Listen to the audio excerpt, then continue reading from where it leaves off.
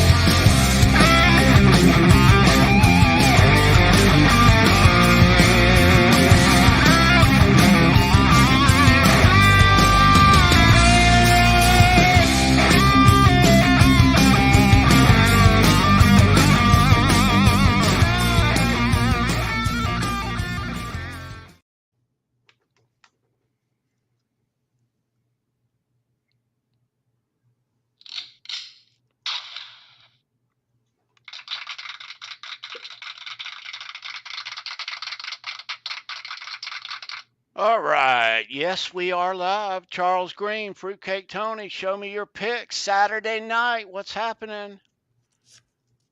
How is everybody? I'm doing fantastic, bud. How you doing? Oh, I'm enjoying myself, Tony. It's a good day, brother. Right on. Good day, bro. Good day, bro. I hope you're doing well. Hope everybody in the chat's doing well.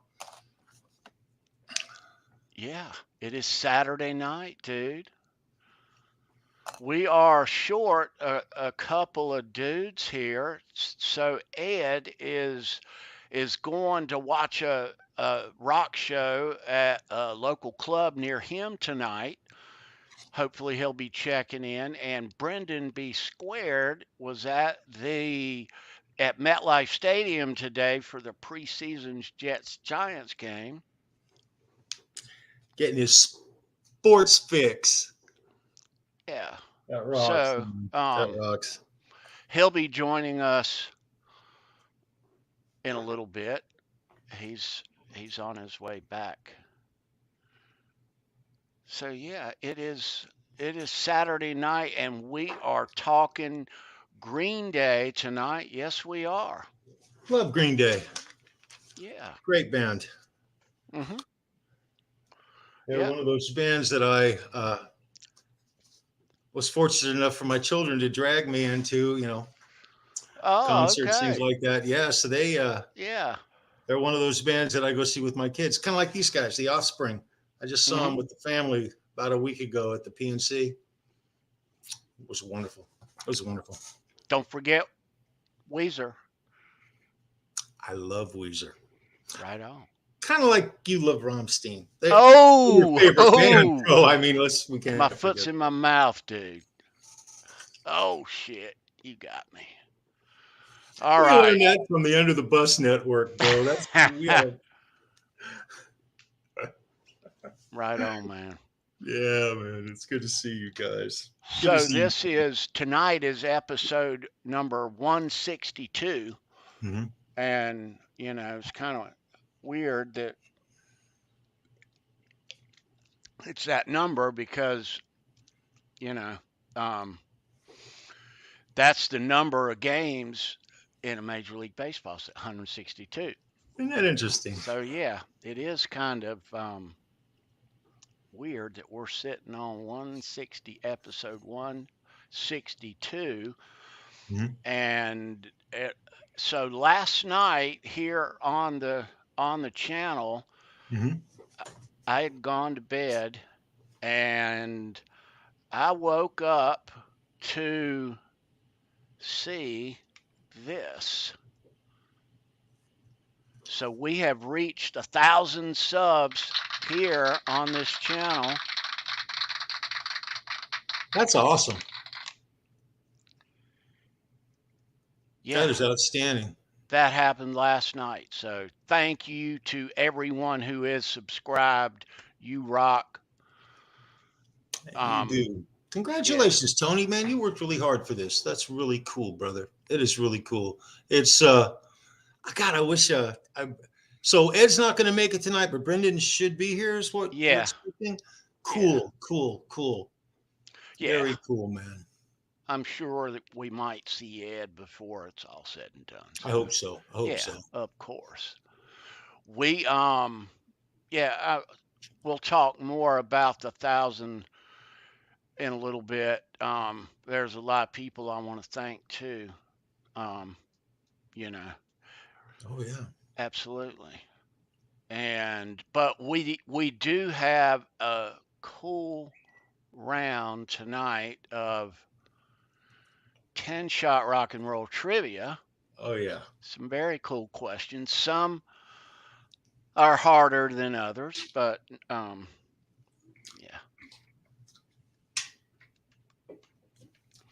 No, there's gonna be some great questions tonight for you guys. Yeah, that's gonna be fun. We'll take a break to go to the fridge, I guess about the hour mark in. I have to say, Charles, I'm still in awe of that new Van Halen footage that came out a week ago.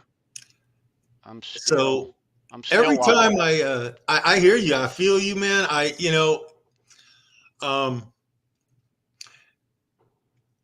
Every time you watch it now, you will catch something or see something will catch your eye, and you'll have sort of a moment of, oh, I wonder this or that. I mean, there's a few things, and the unfolding of this onion is going to be so much fun over the next, from now on. It's going to be great to see how the community just dissects this whole thing. And as it unfolds, we're going to all just enjoy it together. It's going to be really cool. I don't want to talk a lot about it, but you got the nail on the head. It's going to be talked about for a long time to come for sure. So get ready. Yeah. And just not to dwell on it too much, but I'm anticipating a whole lot more coming out. There's some boys and girls have been sitting on a lot of stuff for Van Halen their whole lives. They have these little jewels that they're finally just going to say, you know what? Let's release it to the world. I bet it's going to blow us away. We've heard the story by now of how this footage came to be. And so apparently there is more of it, possibly from other years, that is still out there, that is known about, but getting it out, at least leaking, it may take years, honestly. I'm willing to go out on a very long limb here and say this. Michael Anthony has quoted, this is a quote, he said that there's lots of footage, because he out of his mouth, he said, we filmed lots of stuff over the years. He said there's lots of material. I'm not quoting him exactly. I wish I was, but I know it's out there. Of course it's out there. It's just the technology, what we saw was 16 millimeter. That was professionally shot. It's quite possible we're still going to see 8 millimeter. The stuff my dad used to do, the stuff from the late 60s, 8 millimeter it was called Super 8. There's probably some incredible Super 8 footage of all the members and, everybody associated with that band. Yeah, but anybody who owns anything like that is certainly keeping it close to the vest, just trying to think of a way to make money on it, or maybe just, there's people out there who've got this, whatever kind of a thing where they've been keeping their personal stuff their whole lives. And they've probably got little reels of Super 8 film and from a backyard birthday party. I'm sure. I know it. And I just hope that they have kept it in a state to where it doesn't completely go bye-bye. And maybe they had the wherewithal to at least get it transferred to something else over these years. Maybe it was that special to them. I had a lot of fans, and I truly believe that the future is going to be just crazy bright. Yeah, well, we'll see. I mean, we don't hold our breath in the Van Halen I'm kind world of waiting holding for mine a little stuff. bit. I'm not, holding mine a little dude. bit. I'm not sure. That's how sure I am. Dude, I'm hopeful, very hopeful, brother. hopeful is hopeful, but look at the track record. 99% of the time it's crickets. Yeah, I'm putting my faith in the fans. Faith in the fans, guys. There you go. I'll drink to that. By the way, shout out to Cayenne Tommy. Hope to see you in a little bit. Tom, you guys, Cayenne, his son is in the chat listening, and I just wanted to give him a quick shout out and tell him we love him. Right on. Of course, Absolutely. We love Tommy. Let's do a little better than that, dude. Let's give him a. Well, look at that.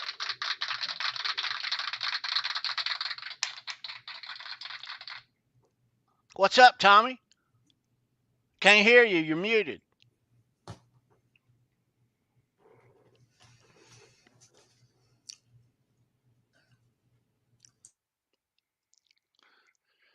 Still muted.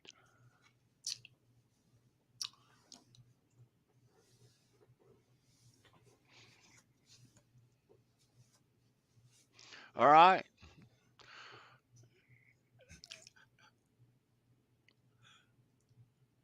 Let's see if.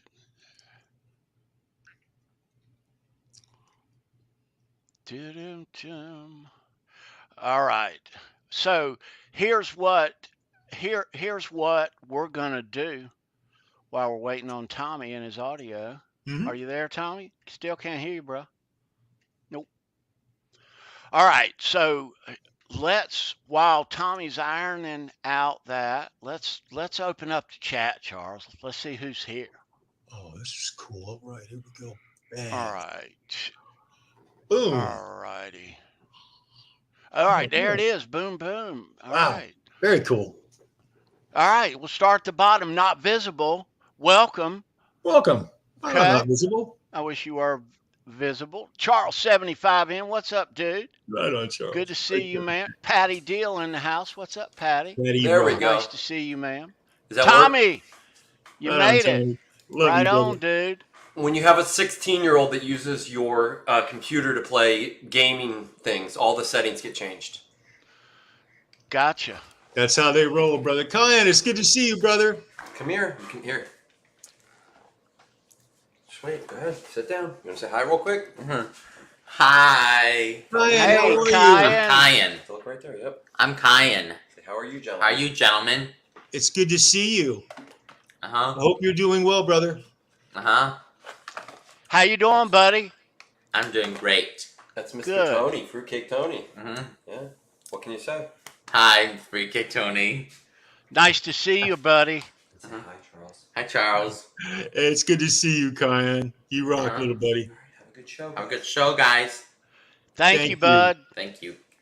Love you. Love you, bro. All right, you want to go? Yes, I can go. Thanks. All right. Nice to see you, Tommy.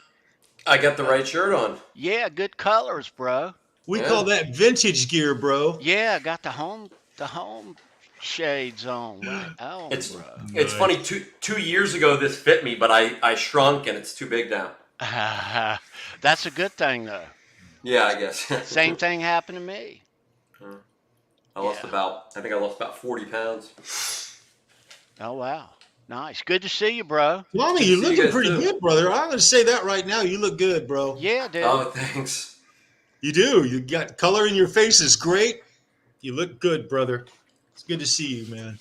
Good to see you guys too, man. Yeah, Tommy. Don't get to see enough of you, bro. Still haven't painted this room.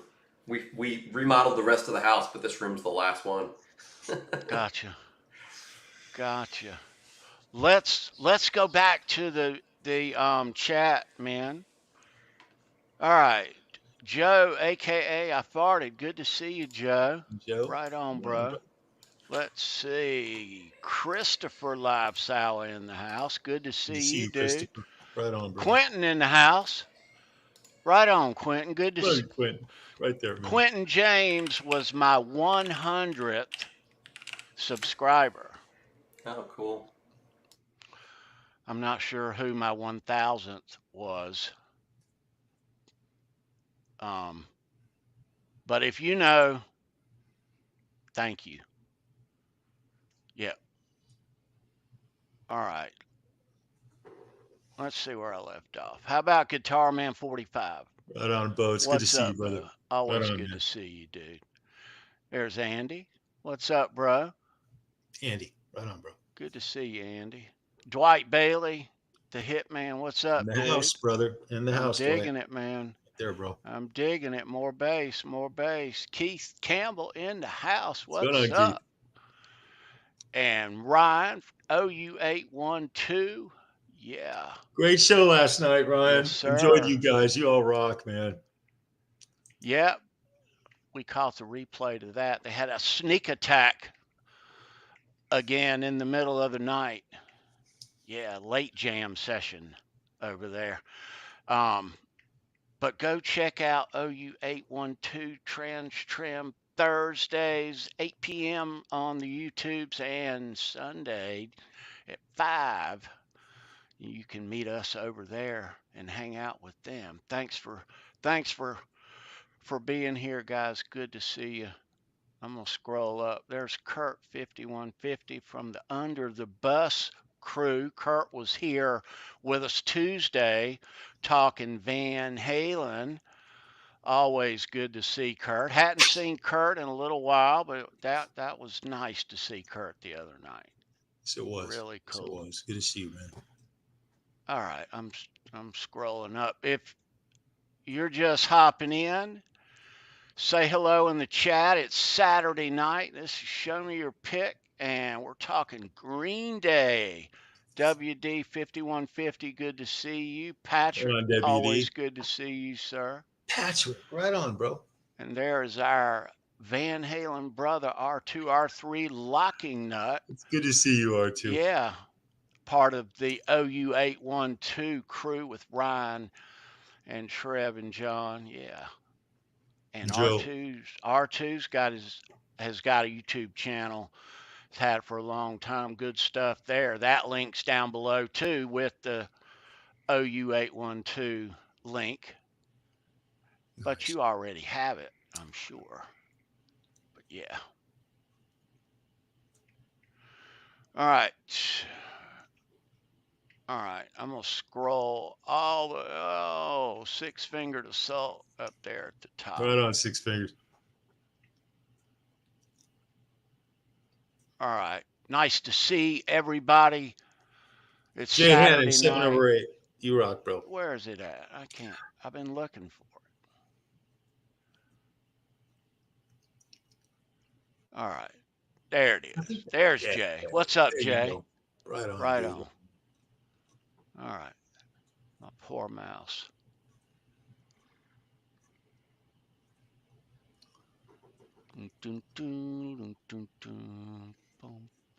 All right. And there is Ryan Hall in the house. Good to see you, Ryan. You rock. And Monique is with us. Good to see Monique. Right on, girl. Right on. Hey, there's Ed. Right on, Ed. Right on, Ed. It's good, man. I miss you, Ed. So maybe Ed will pop in at some point between now and his way home.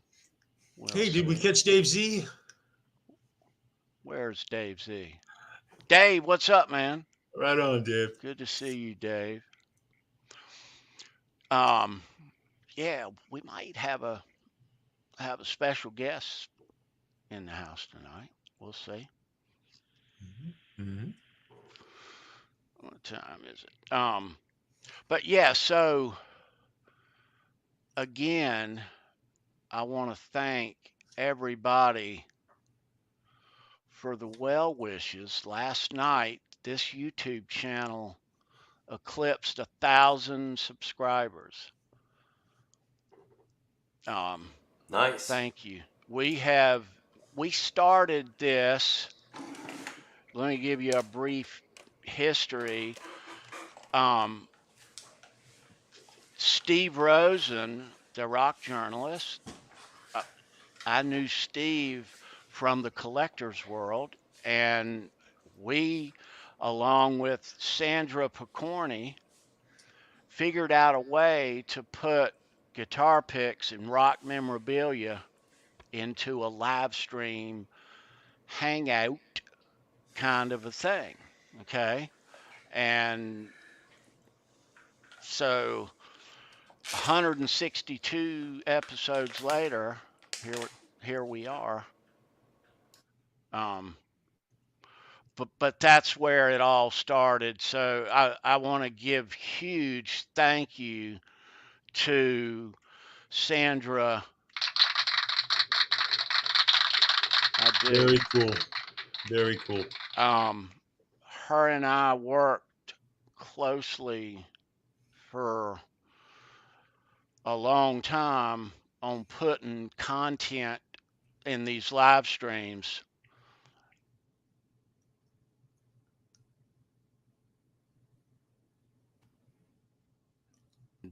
So, yeah. So thank you, Sandra. Miss you, Sandra. Love you. Yeah.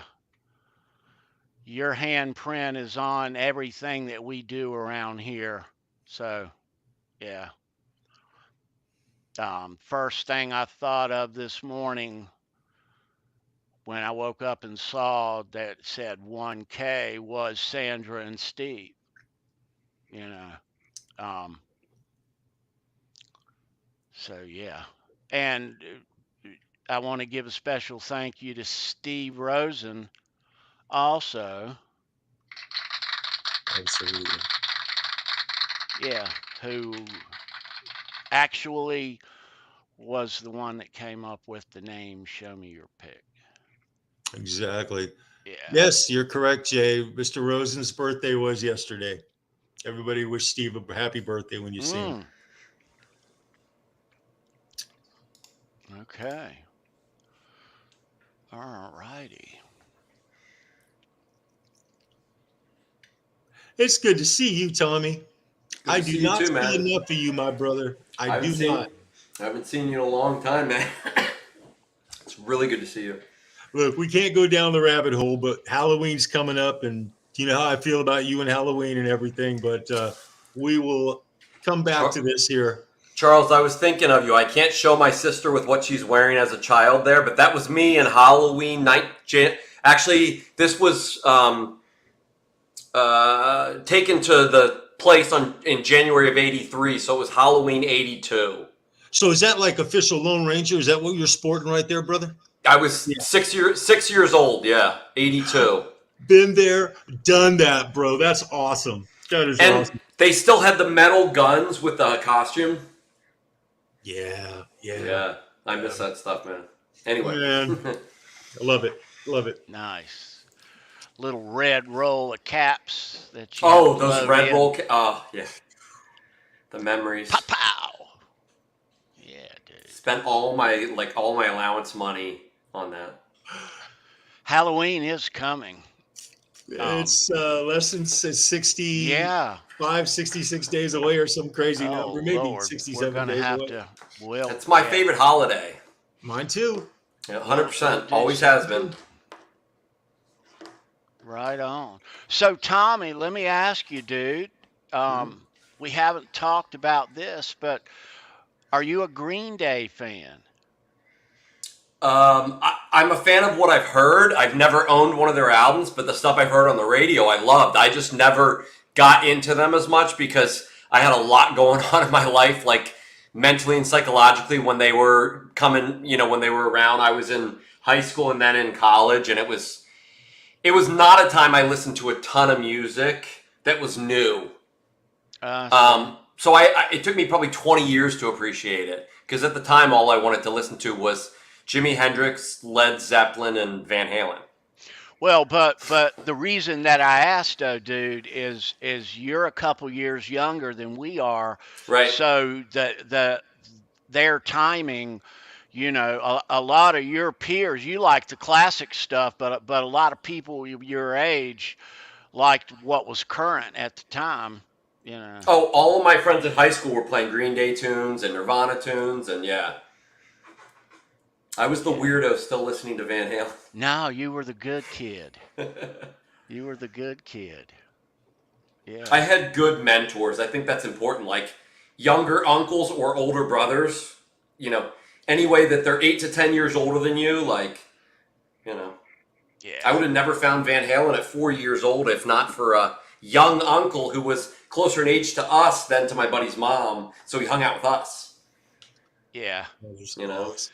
I can remember my brother. I'm like 12 years old. It was 1974. I was 13. It was 1974. My brother goes to Cal Jam, comes back, and he's telling me, I'm getting outside of the kitchen. Like I'm sitting in this little area we had, and he's got a bunch of his friends, and they're all talking about the concert. And I'm like hearing stuff that I never needed to hear.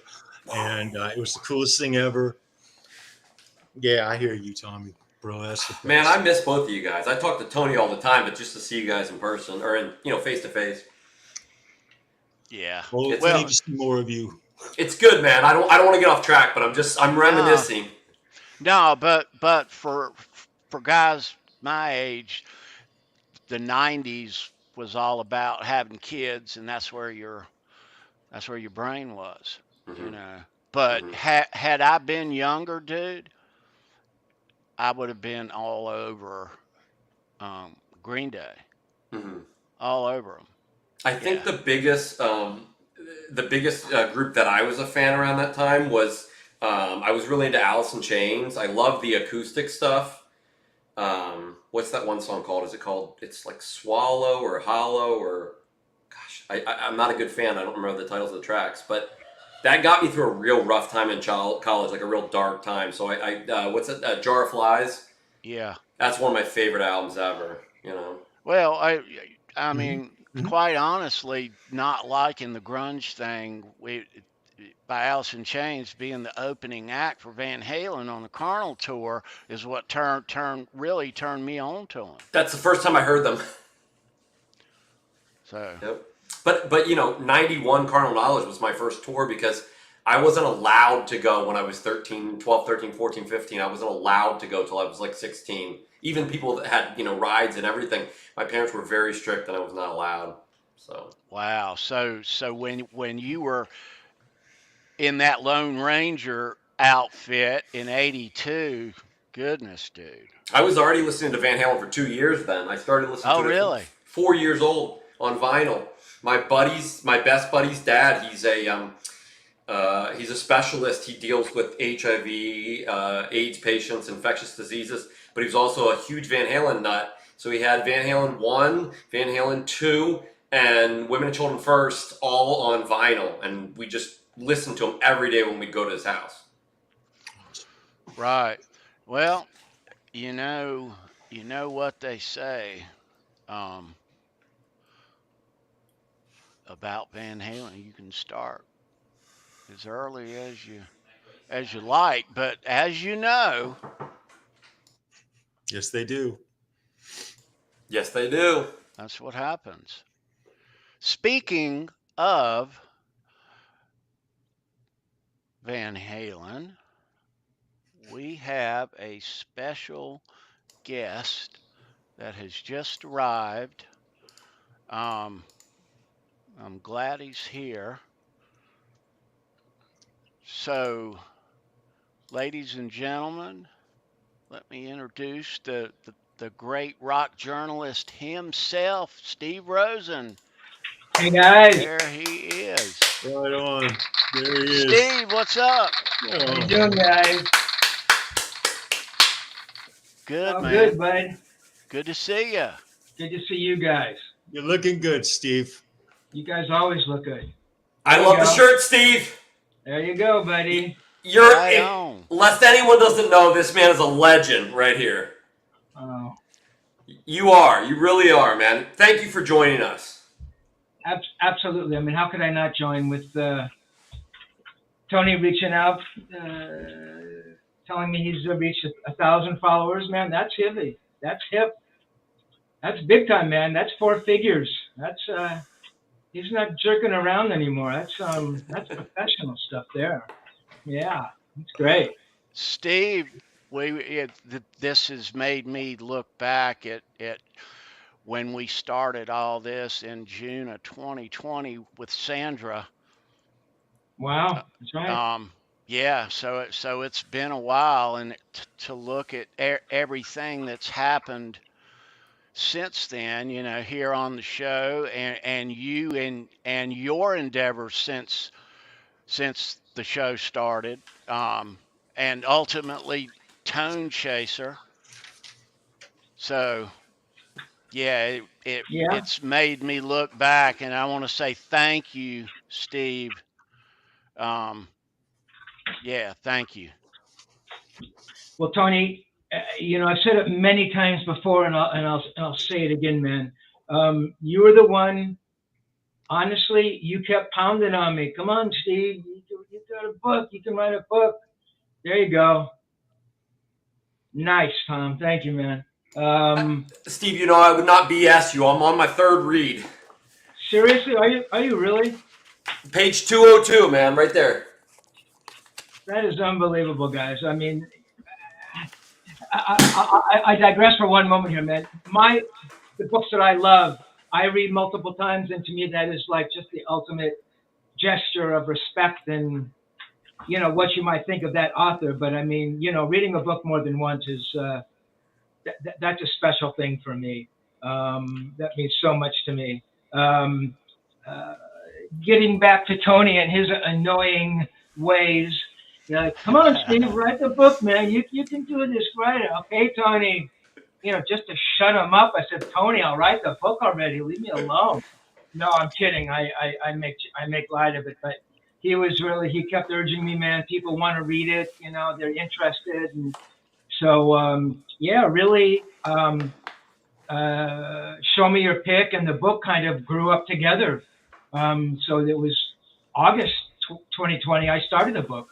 So we kind of gave birth at the same time, and I also wanted to say that Tony gives me credit for helping him put the show together, and maybe I was there during the early days, but Tony has done all the heavy lifting, man, and he has kept this together, and he's created this community of what I consider some of the brightest, most caring, and intelligent people I know. I mean, you guys never disappoint me, and you're always so supportive, and you're sincere, and so coming on the show is just I feel very comfortable doing that. Man, I'm happy to be there and happy to see you guys, and man, we'll talk again when Tony reaches 10,000, right? Yeah, thank you, Steve. Thanks for saying that, man. Absolutely. Thank you so much. Yeah, so a lot that book, Steve, I want you to know that's my coffee table book. That's right in the center at an angle. That's the coffee table. 580 pages. This is not no leaflet. Like this is like a tome. Like it's really like, yeah, I mean, you'll reference that after you've read it 4 or 5 times, trust me. Tommy, what's your favorite 2 chapters and how long have you camped out, bro? I think for me, this is my favorite right where I'm right now. Chapter 18. Damn right. The busted festival. Cool. Well, because cool. I think because you were there and inside on a lot of this stuff, you have a unique perspective that 99.9% of the population will never have. So what I loved about it was not necessarily the content, but that one always sticks out to me that you got in deeper than anyone I've ever seen that wasn't related, like family member or son or brother of Eddie himself. Yeah. You know what I mean? That's so cool. I've often wondered, kind of what chapters stand out for people, and I can't tell you why. It's just that one hits me like into the chest. Yeah. In a good way. Yeah, that's interesting. Yeah, I don't think Ed had a real good time there, to be honest. Yeah, but the way you dissect it is it's kind of like watching, if you watch a really dark movie, but it's done well. Mm-hmm. I'm appreciating what you did to it. It was, even with dark content, you have a way of presenting it that it's not unengaging, because things that are dark times in people's lives can sometimes make people check out. And this pulled me in farther, if that makes any sense. Yeah, no, absolutely. Yeah. Absolutely. And yeah, I mean, look, the book is my, at the end of the day, when I wrote the book, I look at it, I go, yeah, man, there's some dark moments in there, but I mean, I think it's an homage to Edward, if anything. And yeah, I didn't want people to walk away thinking, oh, Ed's dark, or Ed does these things, or, that's the last thing I wanted to do. So I tried to, yeah, like you said, dive into those moments and dissect them. And why is Ed feeling that way? Or, how do I see him? Why do I think he's acting like that? What was it he was disillusioned with at the Yes Festival? I mean, he made a lot of money that day, but I mean, he probably could have made 10 times that, and I think it would have been even more miserable. In Edward's, defense, when the fans found out how much money they were making, it's like, oh, maybe our heroes, they aren't against the big buck, but I mean, I don't think the money thing was ever his reason for doing anything. But yeah, it's interesting you pick that, you choose that. Well, the way that you are able to write that is something only one who was close personal friends with Edward could ever do. And the thing that I enjoy about this book the most is it gives you an insight into someone who knew Ed on a personal level, not as this amazing guitar player, but as a human being. Mm-hmm. And that's what I struggle to see in any other books I've read about similar subjects. You know what I mean? Really? Wow, that's so interesting. I mean, it comes across how much you knew him, how close you guys really were, Mm-hmm. And as much as I did know him, and my regret is I didn't put more stuff on tape. It's like, why? I mean, I should have had the tape recorder going 24 hours, and what I write about in the book, and I've probably spoken about it. You can't do that. Mm-hmm. I mean, it'd be, I couldn't walk into his home or the studio, but just so many moments, and just those bits and those other parts that I wanted to get into, about his family. That was a huge part of it. And what was it really like when he was, 6 years old? I mean, we hear stories, but what was it like when he was interacting with kids his age before he was the Edward Van Halen that we know was just this little Eddie Van Halen kid on the, the little block in the Netherlands, and hanging out with his brother, and, that family dynamic. He makes that comment about his mother's family was over here.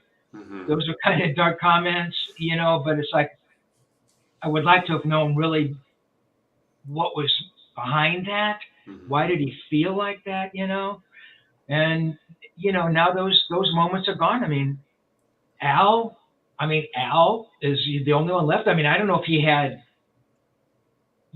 cousins or aunts and uncles, or, that are still alive. If they are, they're pretty old, right? So, I knew that if I didn't grab it, I had a sense that stuff was never going to be chronicled, and it wasn't. It hasn't been. So, but I'm happy with what I got, of course, and the fact we that are that's too. on you guys. I mean, that's fantastic. Absolutely, Steve. Yeah. The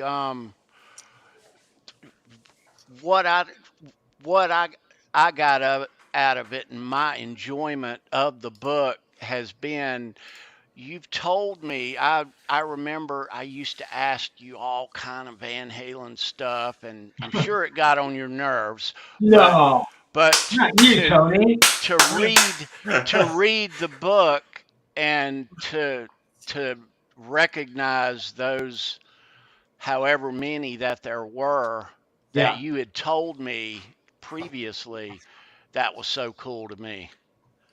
Oh, that's interesting. I actually forgot some of those moments, but yeah, I probably did tell you some things that probably ultimately made it on the page. That's interesting, man. I remember you told me at one point, and this may have probably been before you started to put the audio up on your YouTube. You told me you had a bag of old audio interview tapes that you hadn't listened to in ages. Yeah, and that those turned out to be the Twilight tapes, right?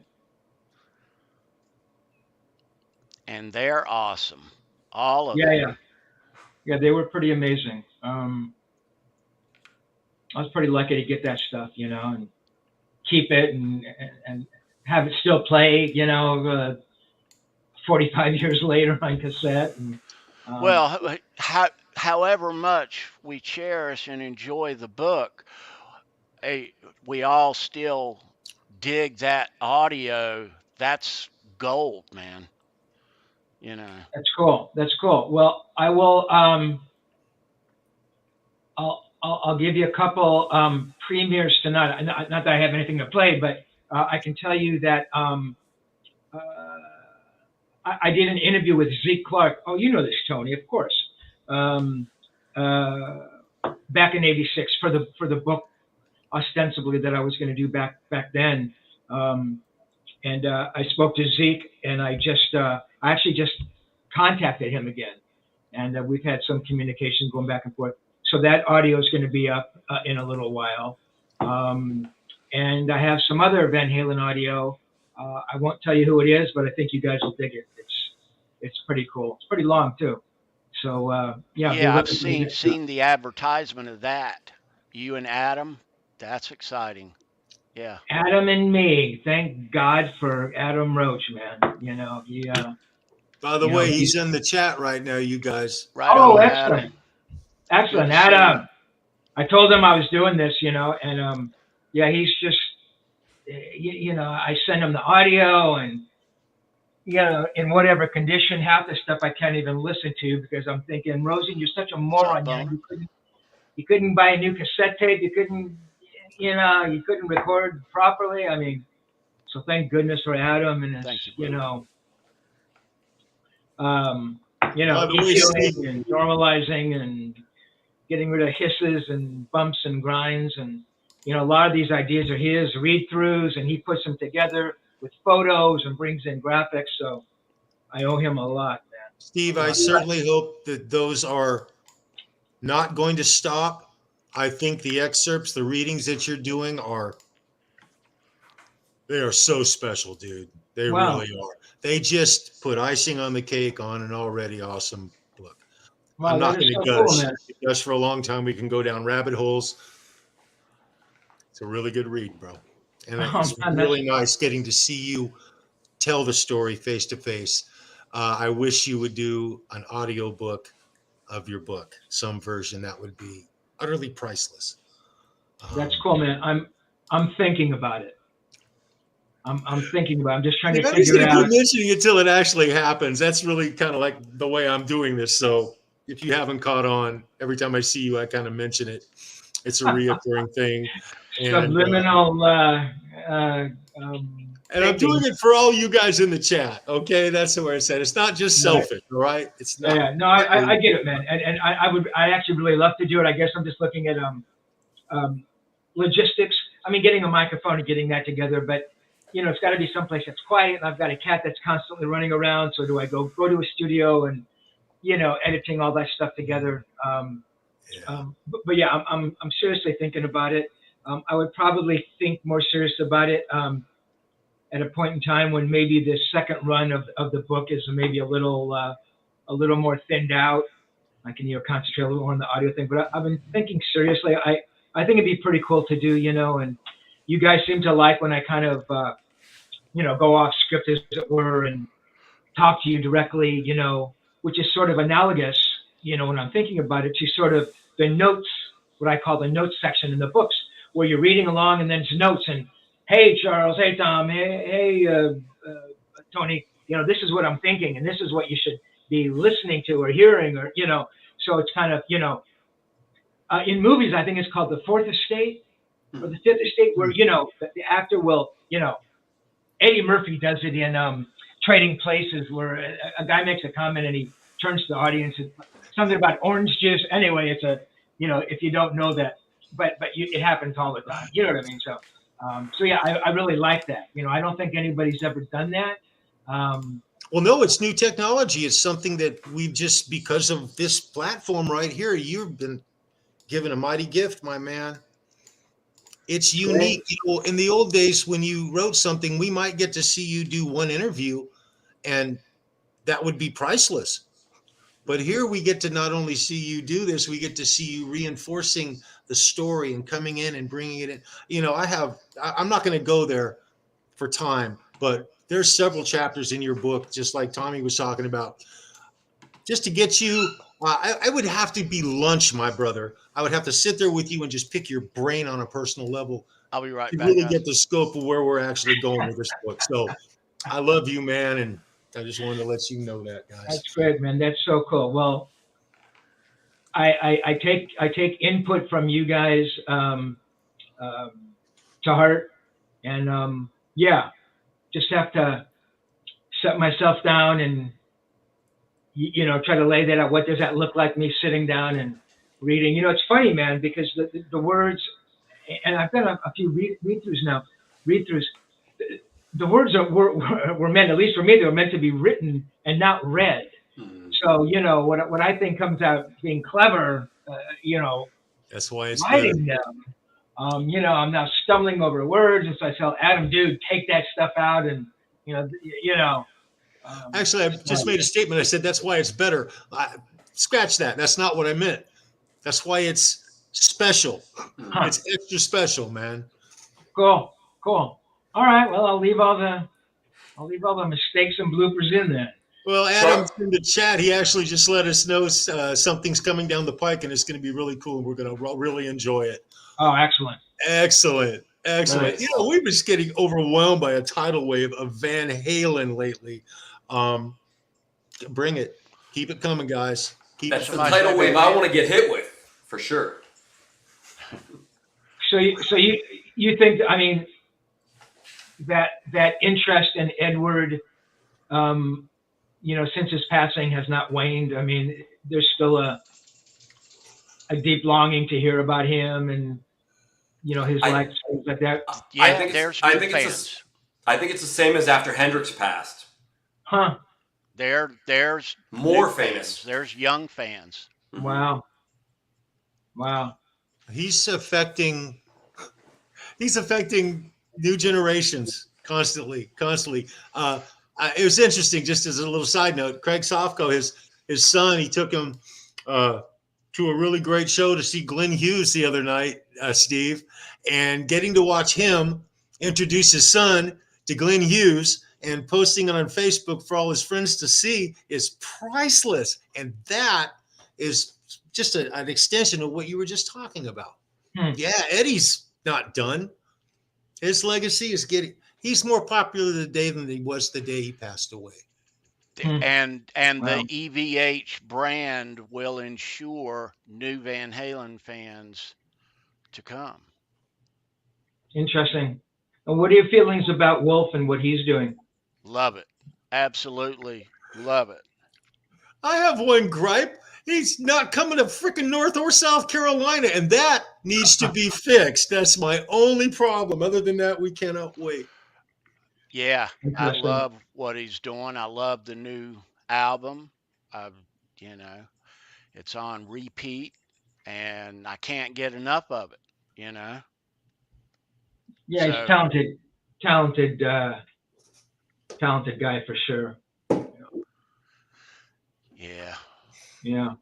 Interesting. I see some of the people in the chat here, and that's so great, man. Hello, Patty and Joe and Keith Campbell. That's so great, man. More tapes. What's up, dude? Thank you. Yeah. Nice. Good to see you, dude. So much for the Green Day episode. Funny. Now, we're going to go long tonight. 2 Brain Cells is in the house. What's up? I don't brain cells. Very cool, bro. That's where my 2 brain cells went. All right. What's new upcoming for you, Steve? I actually have some other podcasts coming up. I'm pretty excited about. I just have the names of the person doing the podcast. I don't have the names of the podcast here, unfortunately, but I've got about 3 or 4 of those coming up next week, which is cool. I mean, I love doing those.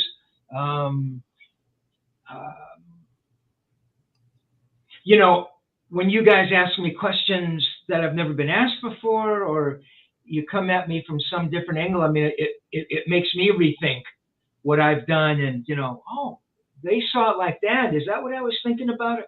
I mean, so I love that, you know, it brings out new things in me. So doing podcasts is very cool, you know. Yeah. You know, it's such a great way.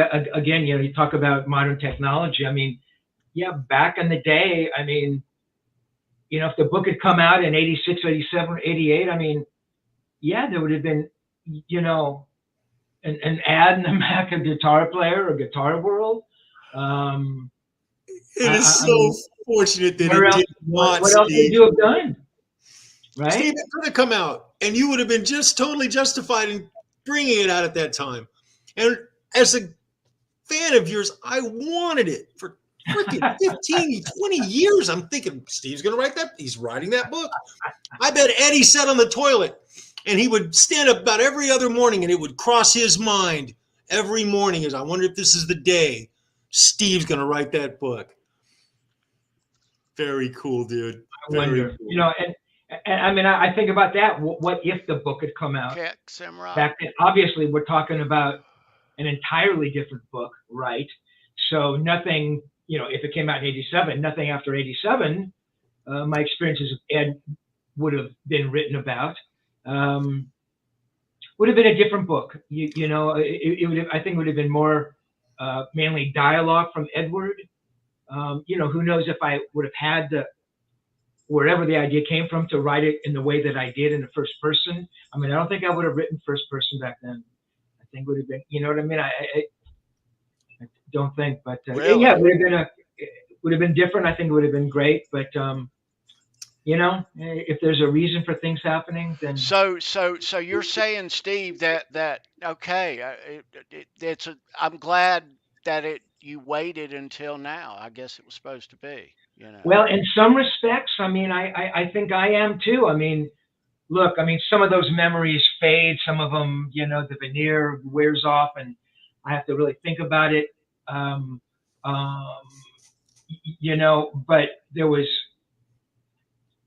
you know, time allows, distance allows a vantage point that I wouldn't have had writing it immediately back then. I really would like to think that I'm a better writer now than I was back then. You know, I mean, I'd done all those interviews between them, and you know, so yeah. Again, you know, for whatever, you know, fate or destiny, or it was meant to be, you know, the book comes out, you know, 17 years after I last speak to Edward Van Halen. So, yeah. You know, one thing I do wish, and I think maybe one of you guys may have asked at some point in one of the shows, I guess what I really do wish, of course, I wish that he was still here. But beyond that, I wish that he had been here when the book came out. And, you know, again, I've talked about it. I don't think he'd ever read anything I wrote. I doubt he ever would have read the book, but it just would have been interesting to see what his reaction would have been.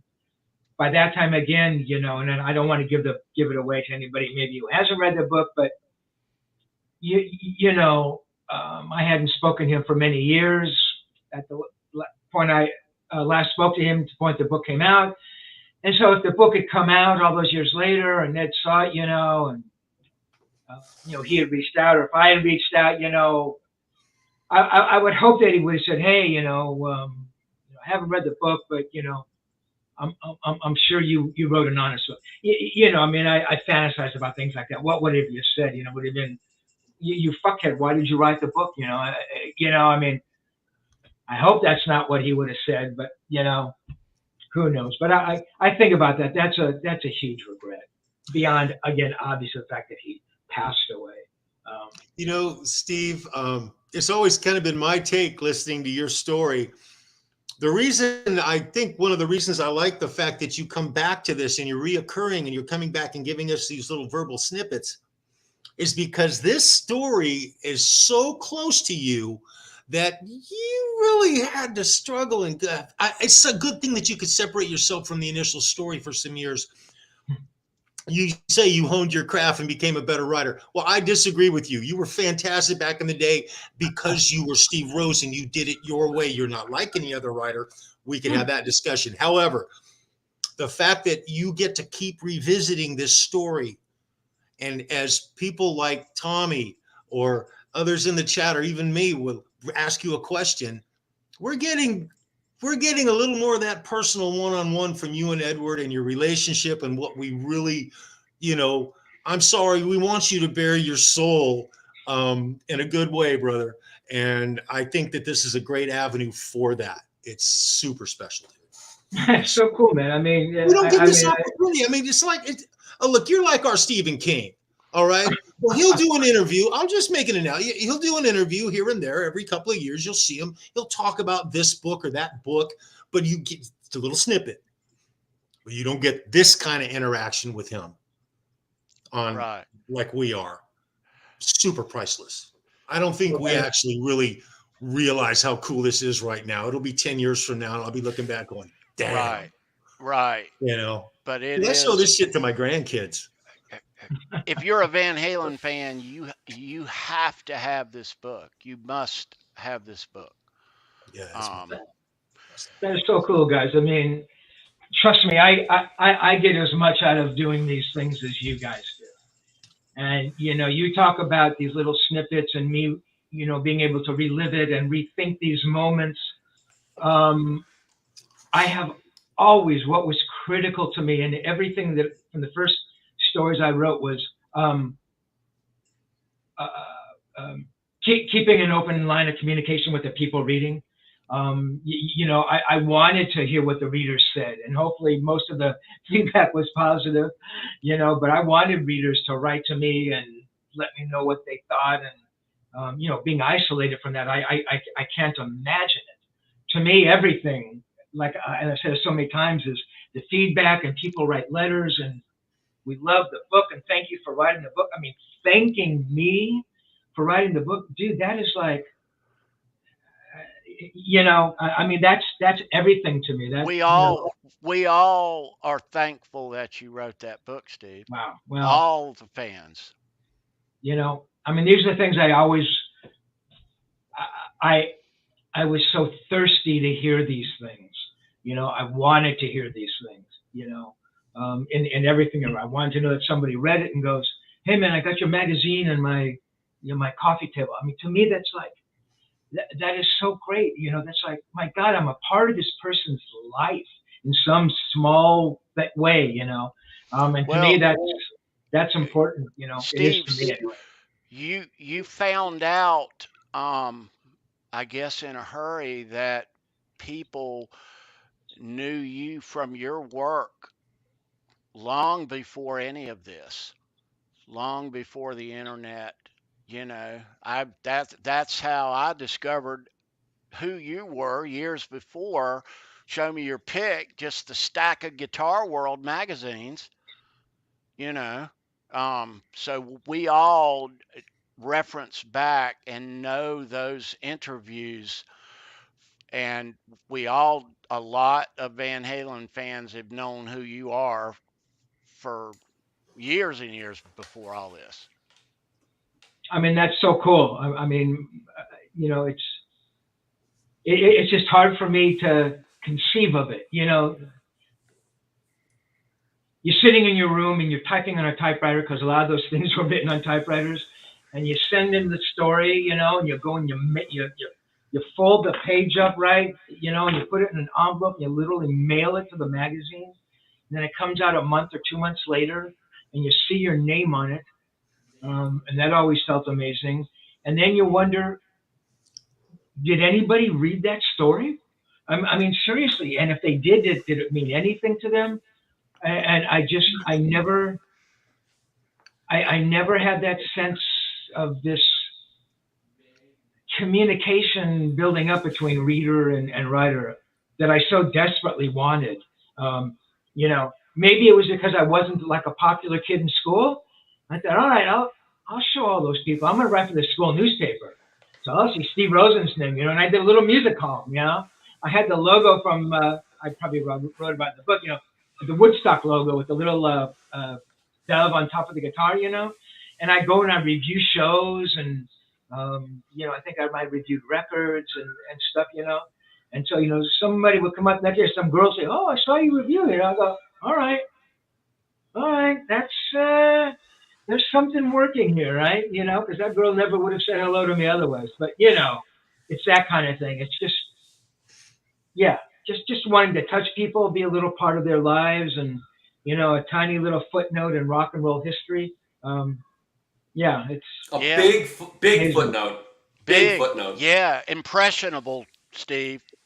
Very impressionable on a lot of people. So, yeah. Steve, not many. I'm sorry, go ahead. Go ahead, man. I was going to say, not many people in life truly find their gift. And when you find it and you gel with it and you're that good at that as much as you are, it's like Japanese carpentry. You don't need any nails. You don't need any screws. It's a perfect fit. It's obvious when people have found their gift in life, and you've got a gift for what you do, man. You're a very humble guy, but you don't need to be. You really nailed it. I mean, I used to have all of your interviews, like I had them in a binder so no one would mess with them, and they were in like those plastic things so they wouldn't get wet, and I would just read them like day after day. I would keep reading your interviews, man. For real. And they stood the test of time, right, Tommy? They stand the test of time. That's the best part of it. Yeah. Oh, so guys, let me at this point, Brendan B. Squared has come back from the game, and there he is. What's up, dude?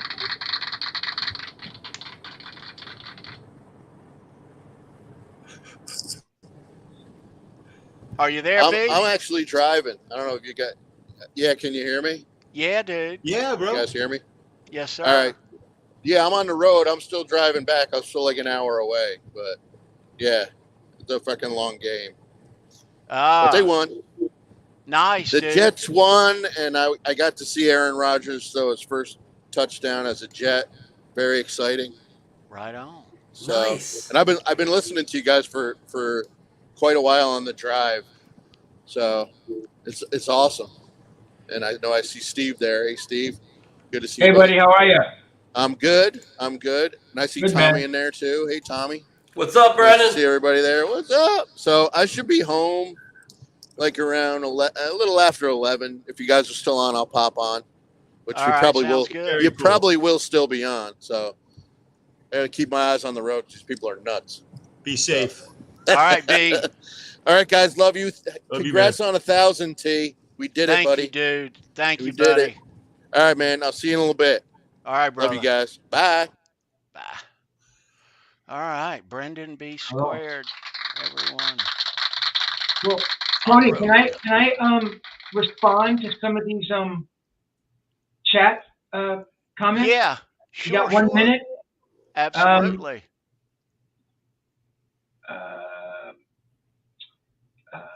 Steve, did you see Andy Carson's question?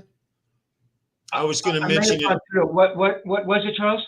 Steve, Andy Carson in the chat, he asked a question. Can I go ahead and read it to you? Yeah, please. Would that be okay? There it is. There it is. There it is. Yeah, I did see that. I was going to just respond to that. Andy, I would believe that, I would think that Al and Wolf have heard the book. I mean, Wolf is pretty active out there on his social media. I mean, is it possible that he hasn't heard about the book? I mean, I suppose it's possible. Al, I would think that Wolf would have mentioned something to Al. I don't know. Valerie, again, I mean, she may be, checking out Van Halen social media sites. I don't know. I mean, I think about that, if they have heard about the book, and, I doubt if any of them have read it. I beg to differ. Yeah, I do too. Well, I think they've all read it. I'll tell you, one, I mean, I hope they've read it. Two, the reason I don't think they've read it is because obviously if an order came into me from Valerie Bertinelli, I'd go, oh my God, Val's going to buy a copy of the, you know what I mean? I mean, I haven't seen any books going to Alex Van Halen or Wolf Van Halen, you know what I mean? Certainly they could have had somebody else order it for them. That's not impossible. Oh, of course. But yeah, I mean, look, you guys have read the book. I mean, Wolf, is in that little section there when Ed talks about Wolf and, playing drums. And, I tried to write about the relationship between Val and Edward as honestly as I could. Excuse me. What I saw from it, Edward made a few comments about Val, and, I mean, I included those because I included all that stuff. And Al, as I wrote in the book, there was a little to-do about me writing that little comment he made about when those guys did the Bon Jovi European tour. And Ed said, Al fucking hates you, man. I was like, so does Al still hate me these years later because I wrote that? I hope not, but yeah, I mean, I think about that a lot. Have they read the book, and what are their feelings about it? Yeah, so I'm just looking through some other comments here. Well, at least I would hope that they know that us, the fans, love it and appreciate it. That's a really good point. That's a really excellent point. Yep, there you go. That's a really good point. I never thought about that because I thought of it more like, oh, they read the book. Did they like it or not like it? But yeah. Had the book been received on the other side of that, and God, this book, why'd you say those things? Or this isn't the kind of book. Yeah, had that stuff been negative, yeah, then they would have had reason to maybe, I don't know, been angry about the book, or why did you write the book? But you're right. I mean, if they know about the book, they would. I would think that they would know what the feedback is from readers. Steve, when I saw Eddie Trunk holding a copy of your book with a thumbs up, I said immediately, oh yeah, this is not only are they going to read this, they're going to read it. I honestly believe every one of them. I have a vision of Al hiring some guy to handing him the book and say, listen, man, follow me around and read this book to me. I can honestly see that happening. You're very humble, but we cannot make light of the importance and the absolute coolness of what you do and what you gave us. I mean, it's just really seriously, my God. Well, it's so great. Man. I mean, I hope that's true, and Val, Wolf, or Al, if you're listening, man, I love you guys. I spent 2 years of my life writing that book to write something honest. I think Ed would have seen the honesty in it, and let's go have a cup of coffee and talk, Yeah, right on. So Steve, we, all of us here at Show Me Your Pick and everybody in the chat, please join me in wishing Steve a belated birthday yesterday. Happy birthday. Thanks, guys. Most cool. Thank you very much, guys. 100%. Very nice. Very nice. I had a really nice day. One of my brothers had a really nice dinner that his wife cooked, and they gave me a bunch of little gifts for my cat. I got a new cat. That's I don't awesome. know, Arpeggio passed away about 3 months ago, unfortunately. Oh, I didn't know that, brother. Steve. Yeah, I'm sorry. To hear That's that. that's a very famous cat in this famous world. cat. He's probably as responsible for Tony. Tony kept pounding on me online. The cat would pound on me at 3:00 in the morning. Wake up, feed me, Steve. So I got a new cat. His name is Overdub, and he's insane. And got him a bunch of little toys, and he's happy. So yeah. So thank you for those wishes, guys. Yeah, that was great. Yeah, Steve. Happy birthday. So we this is episode 162. Wow. Here on Show Me Your Pick, and so that's a coincidence, you're 162 to yesterday. Just about, you shithead. Yeah. Right on, Steve. Yeah, cool. Somebody had come up with a suggestion about having a giveaway for your 1,000th follower of the book. I'd certainly be up for doing something like that. Okay. I'm up for it. Absolutely. Right. And lest anyone question how Steve knew Eddie, you don't really get in many photos with Eddie unless you know the guy. You know what I'm saying? Yeah, those were good days, man. Those were legend. He's legend. You're a legend, Steve. Thanks, nice. Guys. My mom kept asking who Steve Rosen was. She said, I thought you were into Eddie Van Halen when I was reading all these articles. Seriously, she was like, I don't. And I said, well, he's doing the interview. And she goes, oh, okay. Thanks, Ryan. Thank you, everybody. That's great. Awesome. Very cool. Very cool. Well, Steve, you mentioned a copy of the book with us being the 1,000th. This being the first show as 1,000 subscribers, we were going to do our trivia game here upcoming. If you want to send a copy of that to the winner. Yep, I'll do that. I'll send them a guitar pick prize. We're giving away a Kirk Hammett Metallica pick, and we'll chunk in a bunch of other picks, but we'll do that. 10-shot trivia just got serious, chat. It did. So Steve, if you'll join us, we'll go ahead and cruise right on into trivia. How about it? Yeah. Let's go there. All right. So everybody, there's an email address down below, trivia winners email.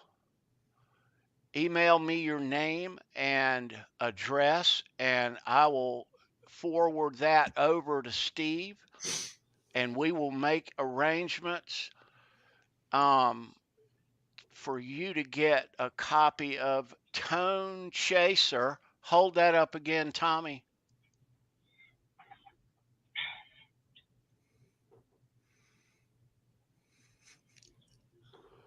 And you are muted. Sorry about that. My son was in, so I'm not going to spoil it and show you. You have to buy it to see all the pictures, but trust me, there's some photos in here you probably never saw.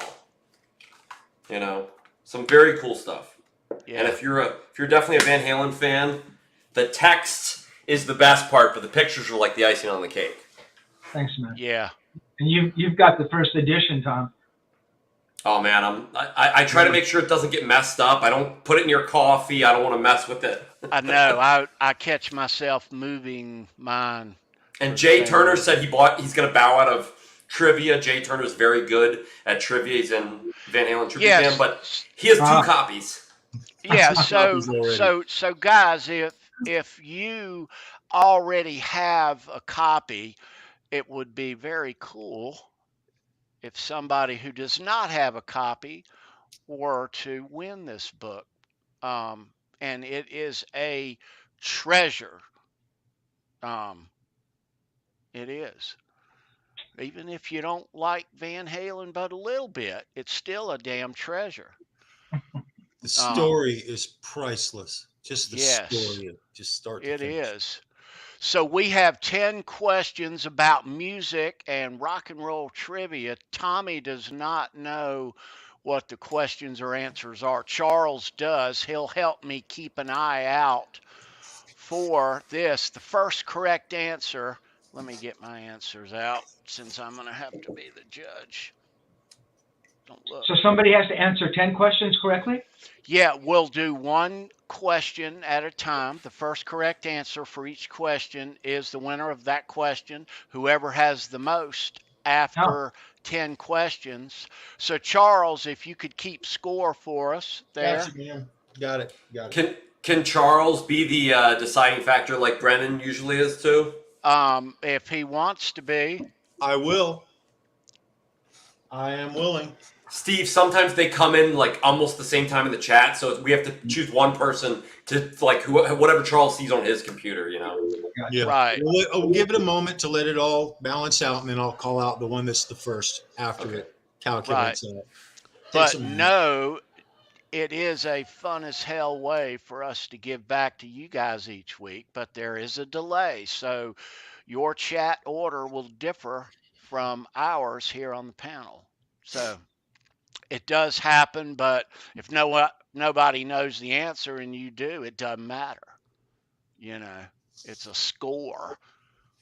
So good luck. And again, everybody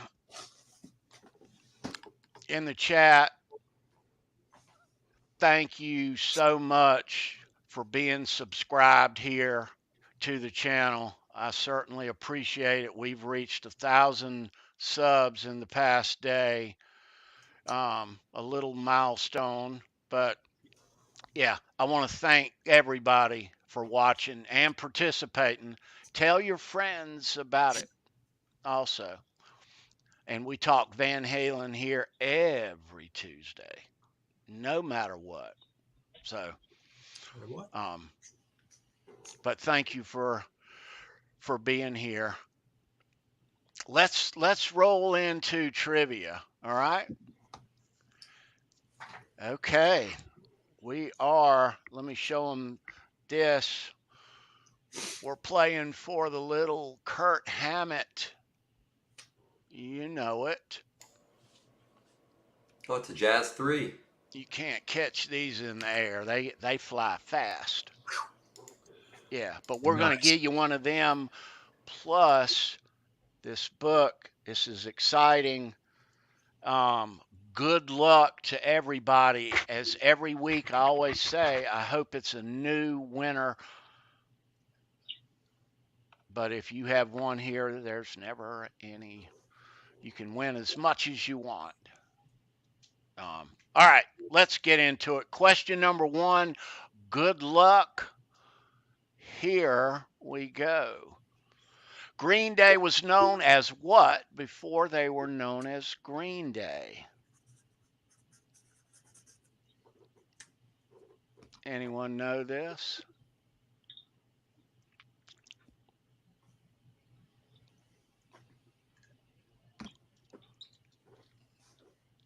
It's kind of a tough question.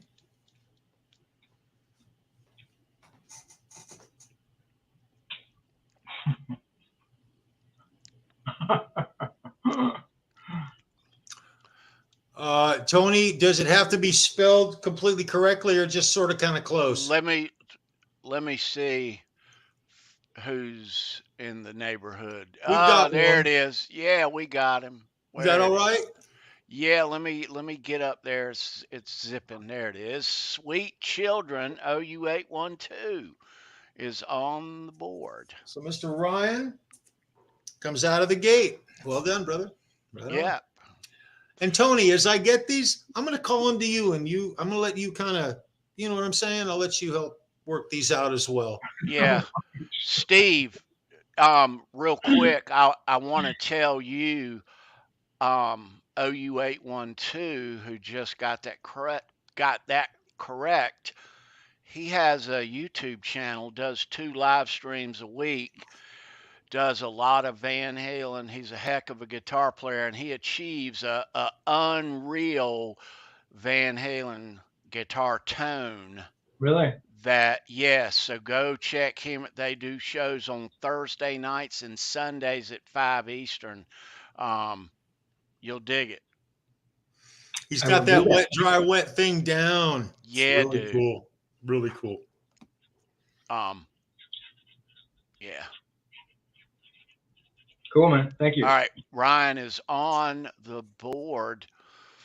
Okay. So number 2, here we go. We'll keep the spirit of this question alive. Here we are. Complete the next line to this song. So take the photographs and still frames in your mind, hang it on a shelf in good health and good time, tattoos and memories, and dead skin on trial for what it's worth. Need all the words. Complete the line. Ironically, I know that one word for word. I didn't think I did, but it just popped into my head. It's amazing, huh, Tony? Yeah.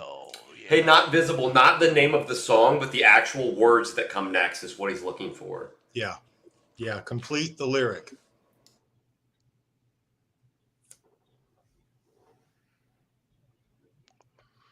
They're starting to come in. There it is. Quentin James is on the board. It was worth. No, he does not have all the words.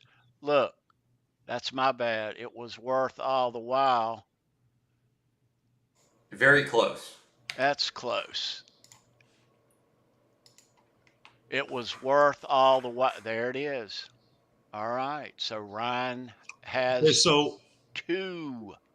So Tony, as I'm looking at this, Quentin James is first on mine, and he has it correctly written and spelled. Okay, let me go up. Ryan. All right, hang on. All right. I saw it missing a word, Charles. Well, that's what Ryan also had, though. They're identical. So then they're both identical, Tony.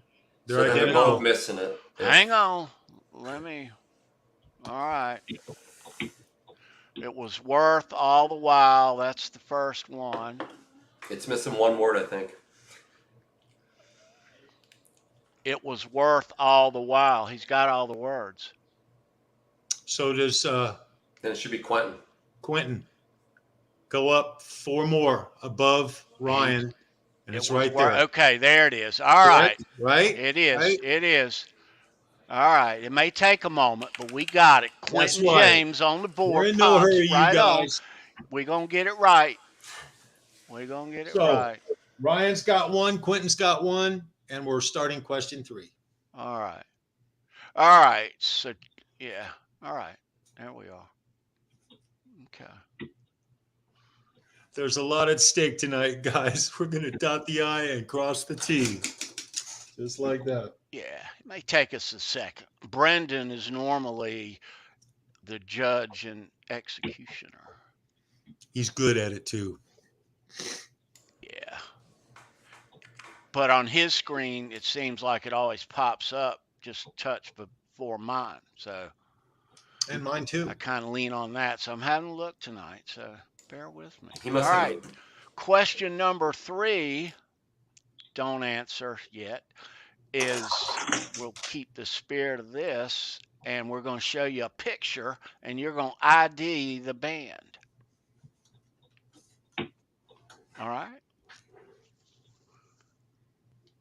So good luck. Let me find that.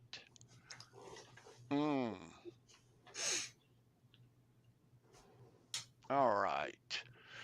Okay, so ID this band, kids. Here we go. Question number 3. Good luck.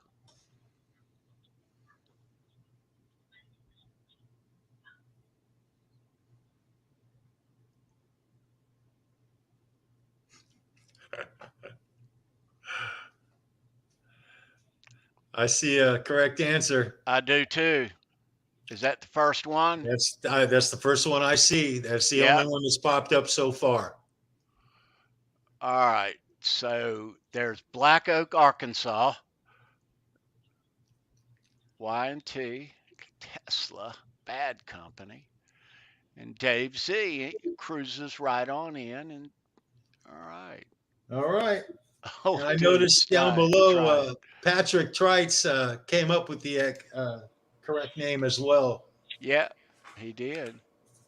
You know and of course, Jessica. of course, He's always a favorite. I should have guessed, except I didn't know who that was, but I could tell you it was definitely a German band. Yeah. Just by the look. Yeah, absolutely. I He thought it was Scorpion or something. He intentionally picked a later photograph because I noticed that afterwards when I heard the name. Yeah. Yep.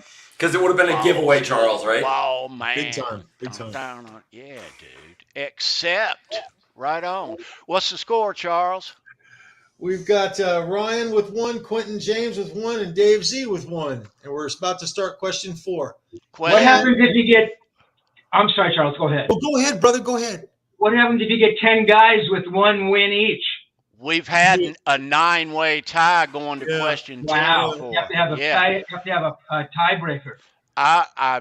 Now I've learned since that, and I always have a tiebreaker now, but I was wondering how the hell I was going to come up with 9 picks, Steve. Exactly.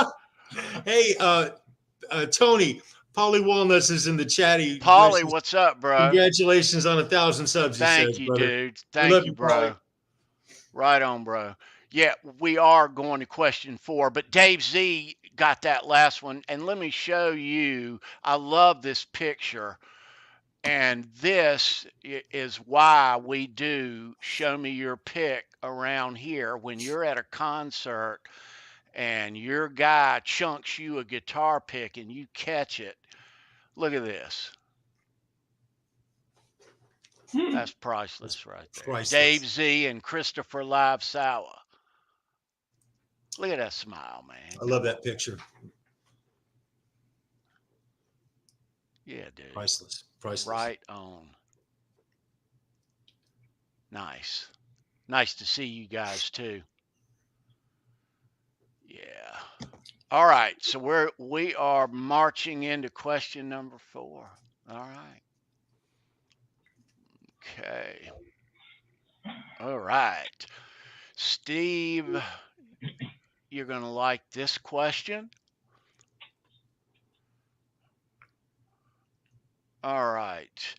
This band was founded in Venice Beach, California in 1965, and the 2 founding members both went and met at UCLA School of Theater, Film, and Television. Name the band. I know. You better. First one I knew. And it's not Taylor Swift.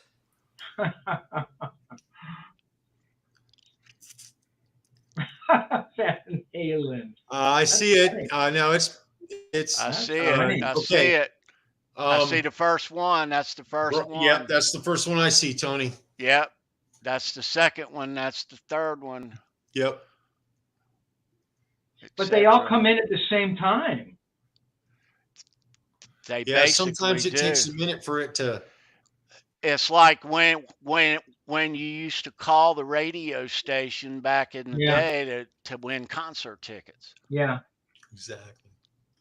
All right. So that's OU 8-2 Ryan, right? Yeah. All right. He has galloped out there into the lead.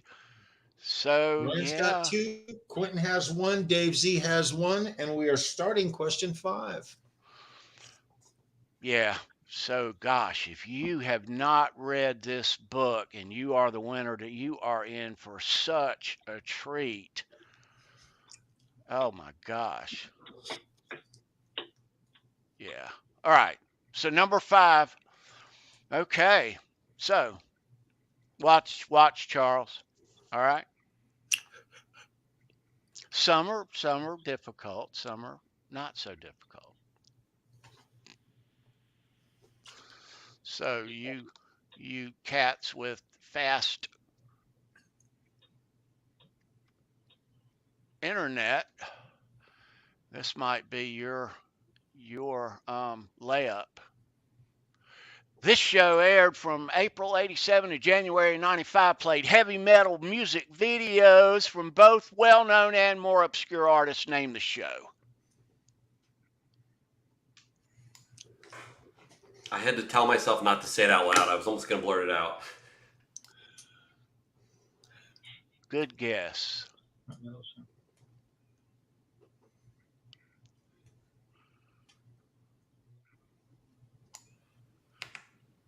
Is that it right there? Nope.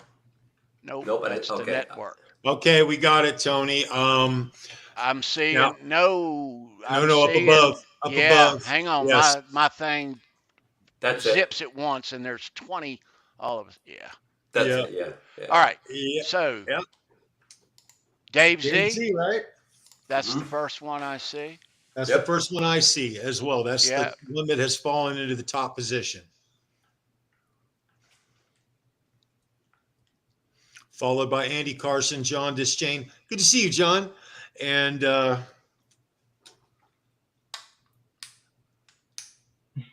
Monique had it. Polly had it. It was not Barney and Friends. All right. Okay. All right. So Dave Z, right? So we have a two-way tie between Ryan and Dave now. We got a horse race. I got a tiebreaker, Steve, so don't worry. Happy to hear it, because I'm not giving away more than one book, so forget it. And you ain't getting my book. I'm still reading it. And I'm going to keep reading it. All right. Okay. Question 6. Question number 6. All right.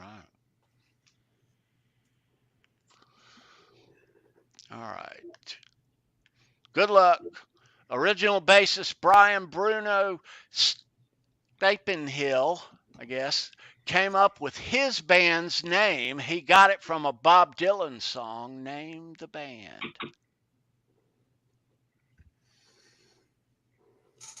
Guys got to dig deep.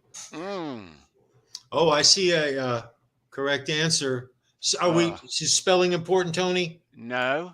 Okay, good. All right, I definitely see a correct answer. Okay, hang on. My whole chat's about to. All right. That's the first one I'm seeing here. Is that? Yep. That's it. Okay. OU812 with Judas Priest. And then he followed up with a spelling correction. Right. In perfect time. He definitely got it. That's pretty funny. Some of these people are pretty freaking funny. We got the greatest chat on YouTube. Yeah, we do. Man. We really do. Yeah, they're awesome. All right. So, question 6 is gone. What's Ryan's the score got 3. Dave Z's got 2. Quinn's got 1. It's a horse race. It's anybody's game still. Question 7. Yeah, it's anyone's game still. If you hadn't gotten one right yet, it's still your game. Still your game. I'm rooting for you. You can get 4 in a row. Damn right you can. You're right. You can do it, man. All right. Question number 7. Yeah. Okay, here we are. This female country music superstar was supposed to play the part of Molly Brown in the 1997 James Cameron movie The Titanic, but turned it down. Name her.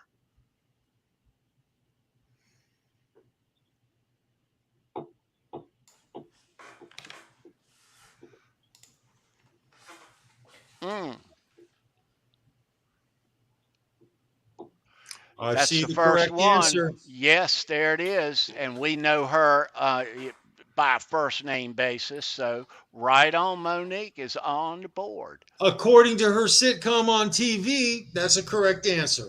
Damn right. All day. Okay, so Monique, correct? Yep. Well played, Monique. I treat that the same as if someone said Shaq. Most people would assume Shaquille O'Neal, you know. So. Right. Yeah, If the answer exactly. was right. If somebody says Shaq, bingo. All right. Good. So Monique is on the board. There's some good answers though too. All right. So question number 8, Steve. Each week we kind of use the spirit of some of the questions again because they're fun. But this question number 8 is for the guitar pick collectors. And they know their stuff too, Steve. Their collections are getting huge right before our very eyes. I'm sure. Yeah, man. It's a beautiful thing to see. Thanks to this guy.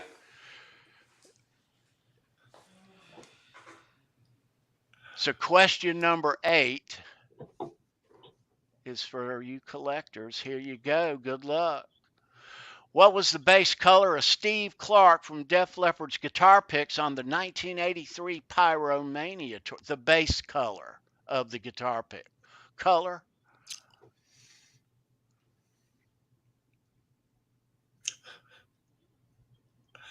They're coming in. I'm seeing a correct answer, Tony. I'm seeing one too. And moving too quickly before I pull the trigger on.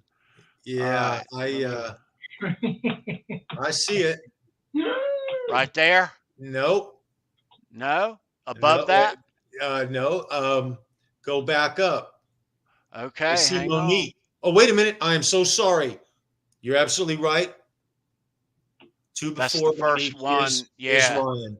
Sorry, the Monique. first one sorry. I see. You're absolutely right, Tony. I see it and clear then as a bell Quentin right behind now. him, and then Monique.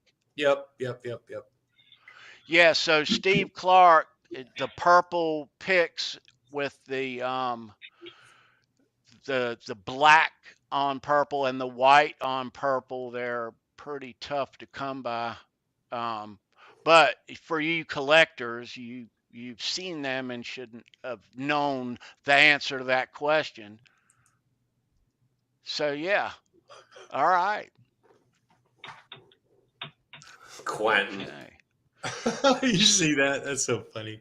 So we got 2 questions left here. What's the score, Charles? Well, Ryan's in the lead with 4. Dave Z has 2. Quentin has 1. Monique has 1. And we're starting question 9. So Ryan could zip this up. Yeah. But also Dave Z could tie this up. That's right. He's got to win 2 in a row. Yeah. He's just the guy to do it, though. Dave's won here before. Dave smoked him before, Steve. All right, Dave. That's a fact. We'll see what you got. Question number 9. We kind of keep it designated for the musicians, for the guitar players and bass players, and drummers too. But yeah, so good luck. Get ready to type. I'll give them a hint that we already talked about this earlier. I'll elaborate later. But question number 9, I see him perking up, Charles. Question number 9. This is a type of broken chord in which the notes that compose a chord are individually sounded in a progressive rising or descending order. I know. Ryan got it. First one I see is Ryan as well. Yep. Arpeggio. That has a special place in Steve Rosen's heart and ours. That's a great question, tying it all in. Yeah. And just as a matter of reference, arpeggio is ARPEGGIO. Just so we know. Yeah. Right. So Ryan is the winner of that question, and he is the winner. Hold that up, Tommy. Oh. Ryan, outstanding. Congratulations, sir. I'm so glad you won this book. This is fantastic, Ryan. You are going to love this book. You are absolutely going to cherish this book. I know you are. Can we ask Ryan if he has the book already? Ryan, have you got the book? Let's go to the chat over here.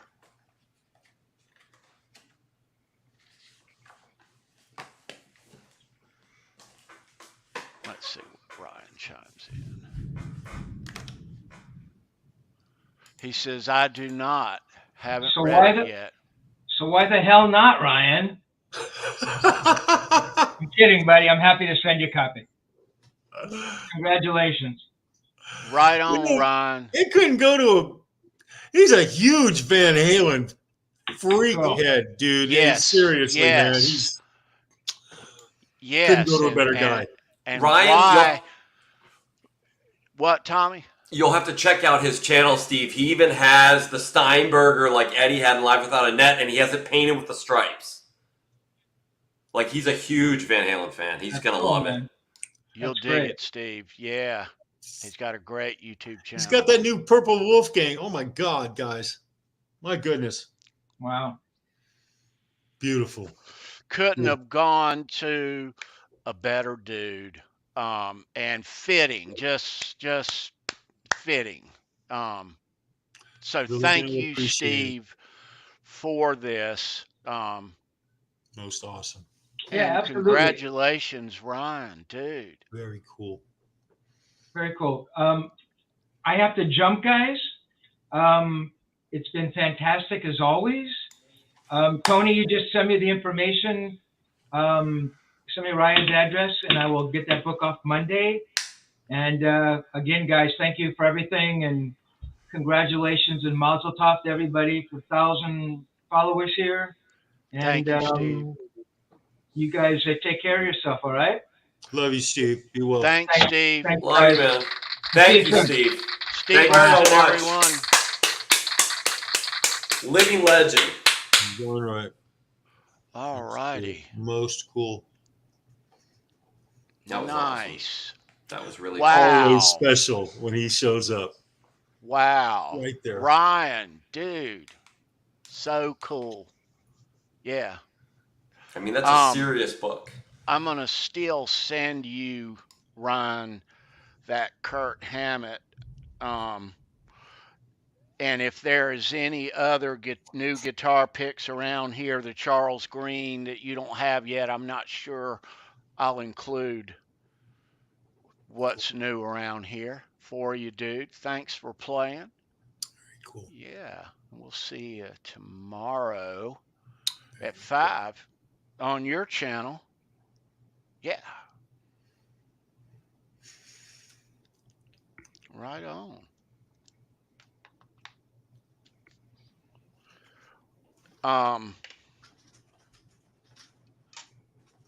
We actually do have some Green Day stuff to show, and yeah, I know we hadn't talked a lot about Green Day tonight, but it is Green Day night, so yeah. All right. I didn't know it was that time. Let me change the view here. Hey now. All right. All right, Green Day. Okay.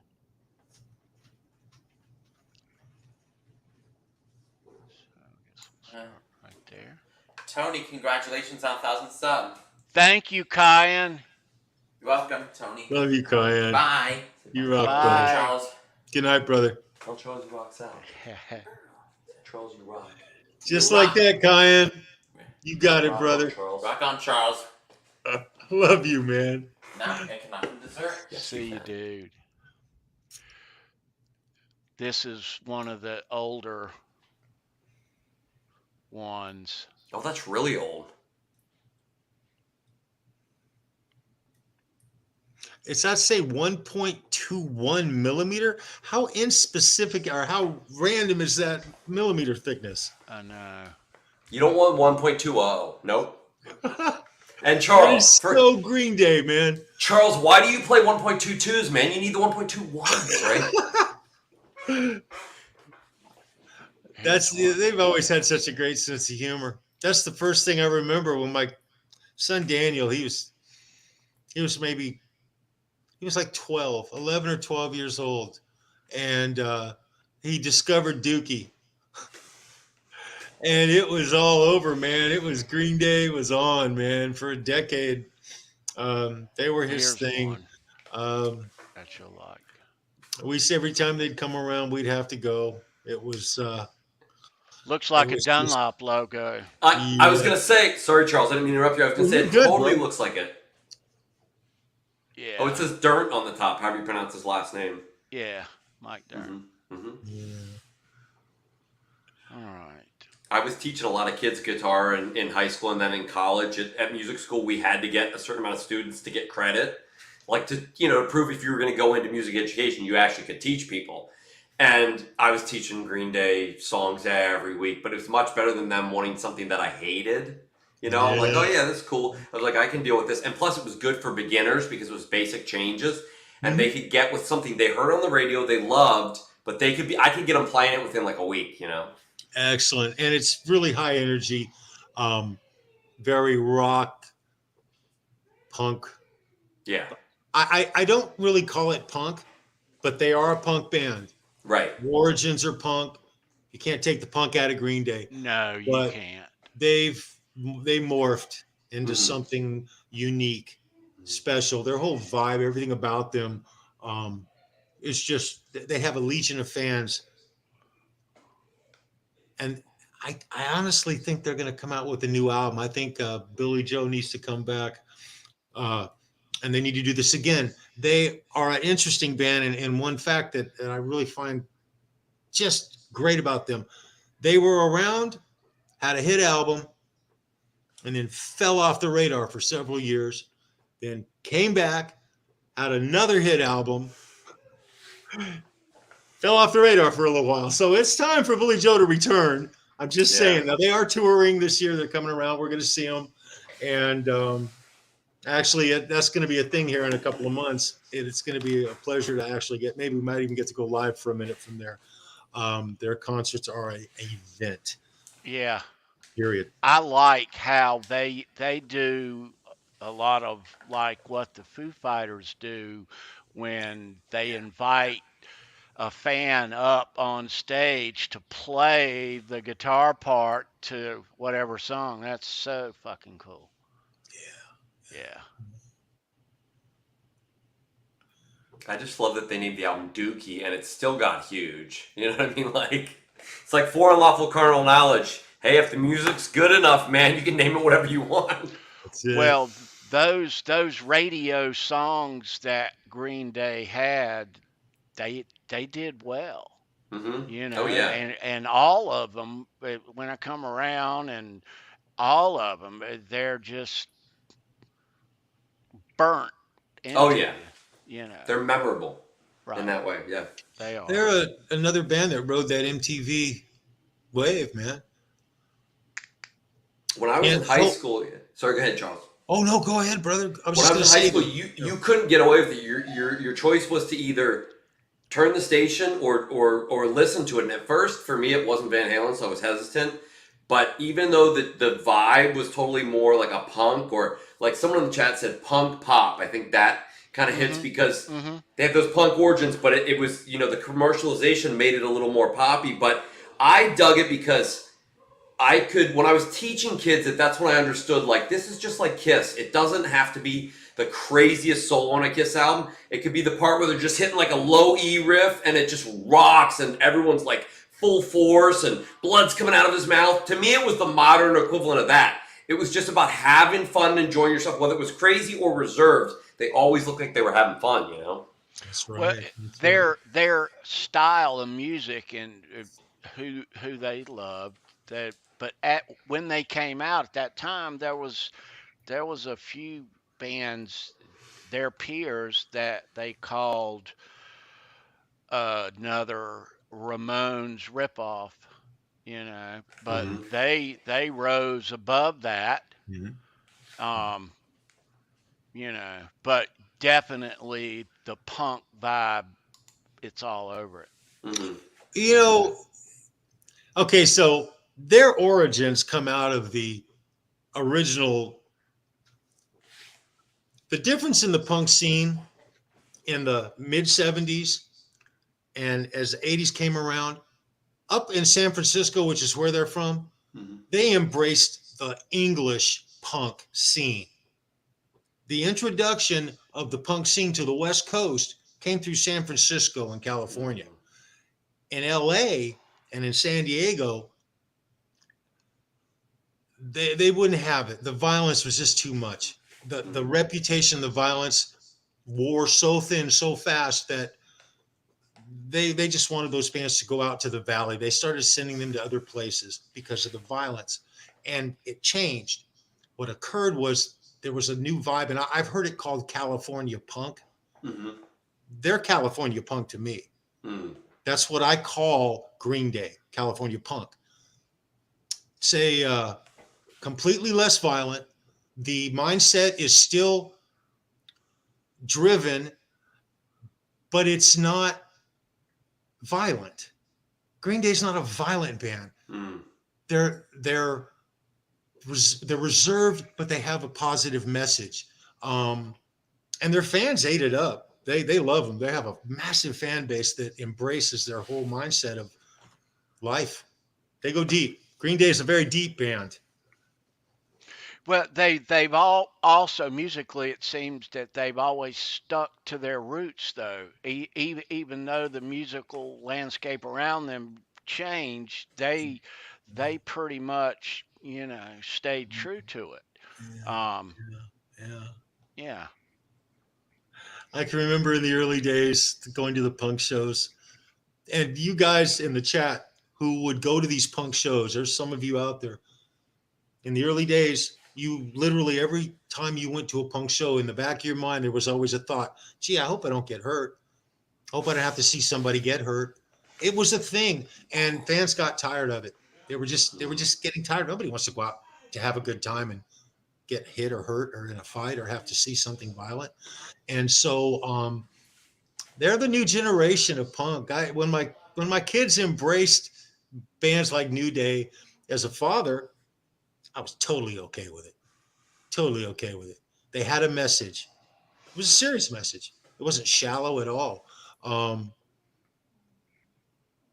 It's just too cool, man. I can't wait to go see them again, guys. Can't wait to go see them again. They're not even my generation, guys. No, they're not, and close. it's weird to talk about bands that our kids, obviously our kids is what they grew up. That's their thing,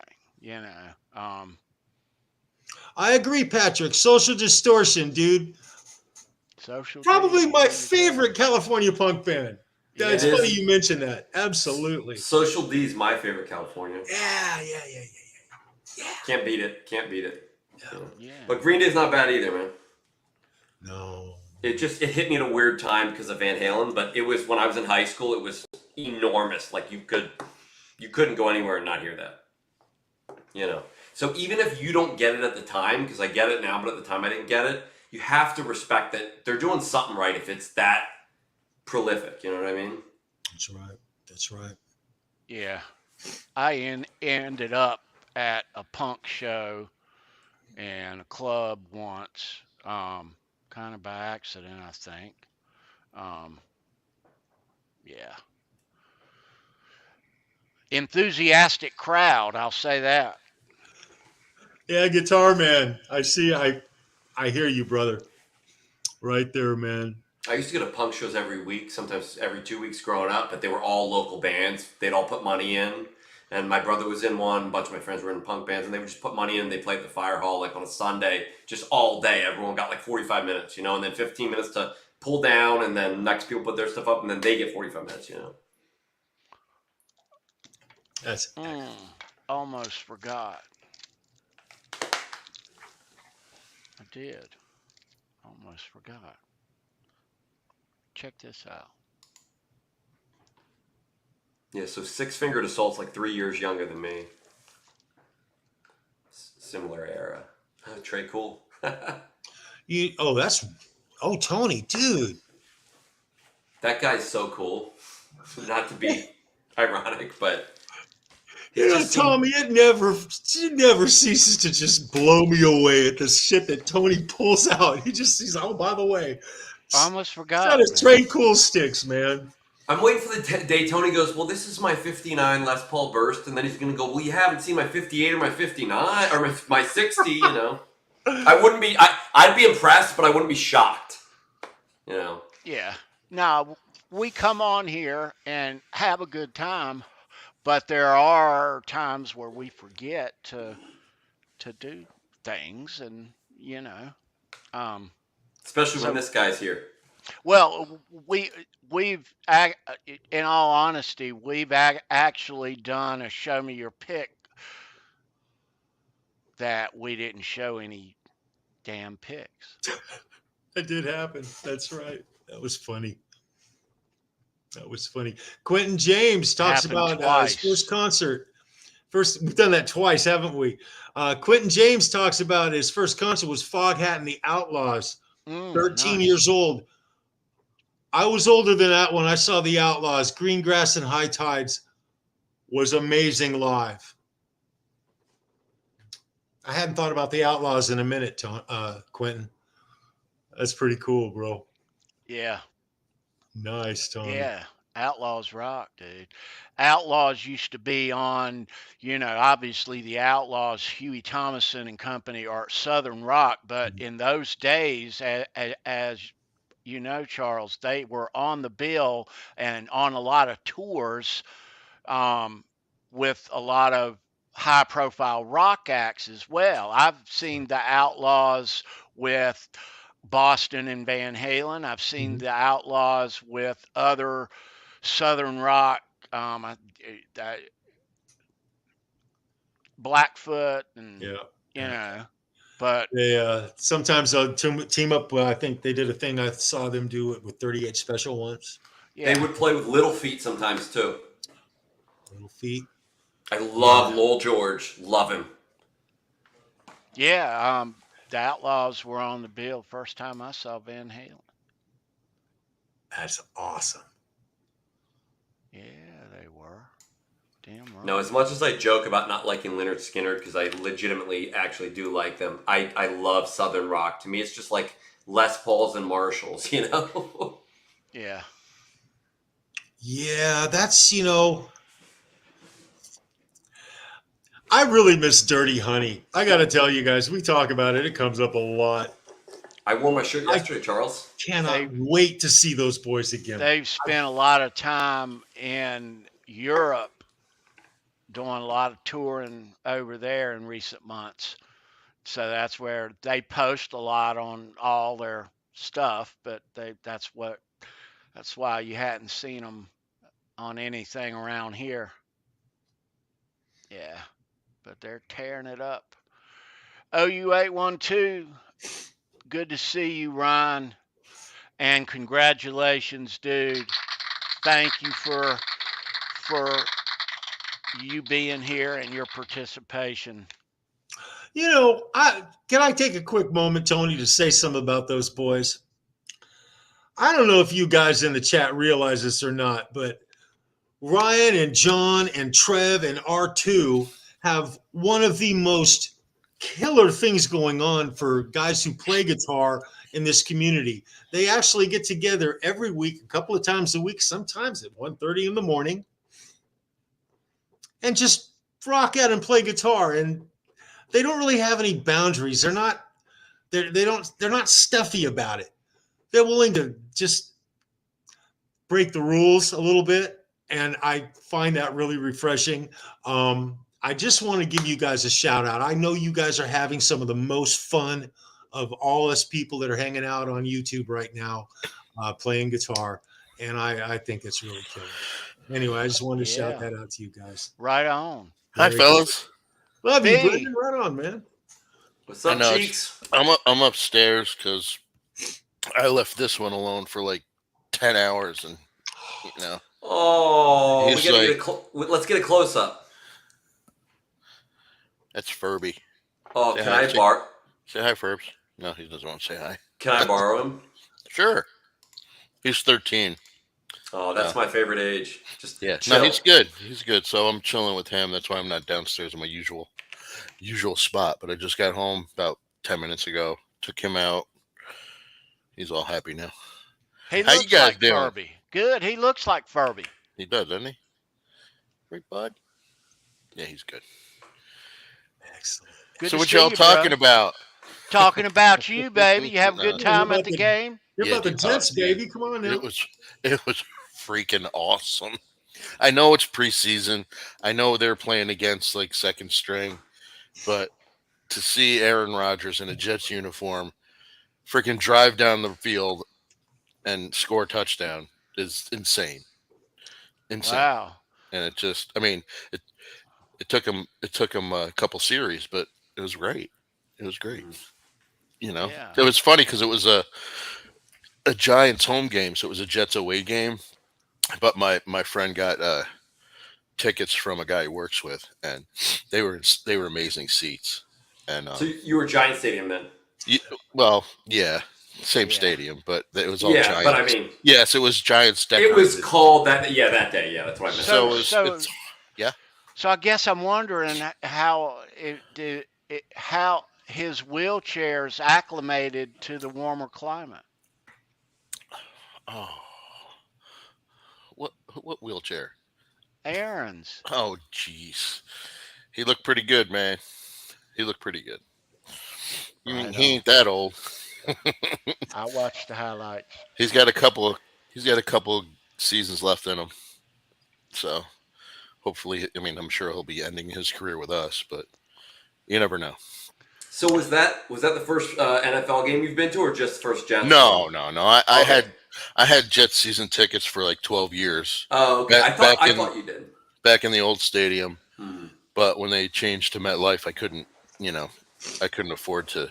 I've only ever been to one game, and I'm not a huge football fan, but I will say it's like going to a rock concert. Like you can't imagine that. Like I was probably 15 rows up. It was preseason, but it's it was the Steelers, and that's my team. Always, my family's from Pittsburgh, and the intensity. Even though it was a preseason game, I saw the first preseason game that Ben Roethlisberger ever played in his career, and my dad was like, "That kid's going to be a star," and I was like, "You really think it?" He goes, "Yeah, that guy's going to be a star." Well, he was, yes, absolutely.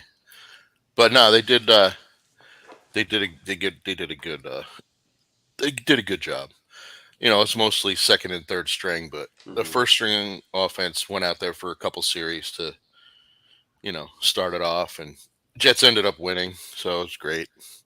But it's so funny because my friend's a Giant fan, so we tailgated a little bit. I mean, there was a ton of Jet fans there. It was about 60-40, but it's good. Did you see Jay Turner's message to you, Brendan? No, I didn't. Can I read it to you? Yeah. As a Vikings fan, I'm giving you the church lady look, but cheese. Well, isn't that special?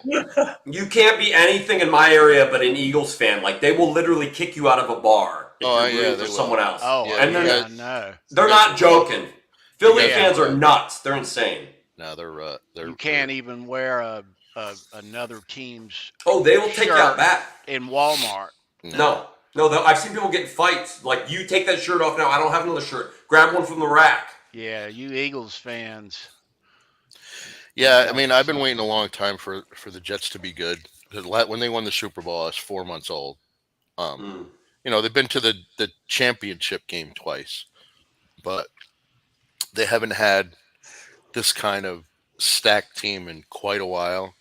So, I mean, I was telling my friend, if they don't do it while Aaron Rodgers is here and they have this team, it's probably not going to happen for a long time. So, I don't know. I mean, I don't think they sold out. A lot of people, you're sold out. This is the only choice we could have made. right now. The last thing I'll say about sports is Philly fans of any sport, doesn't matter, basketball, football, baseball, whatever, soccer even, they're like Grateful Dead fans. You don't have to advertise, and they can lose every game, and they're still going to pack the stadium. Oh, yeah, absolutely. That's the way it should be, you know?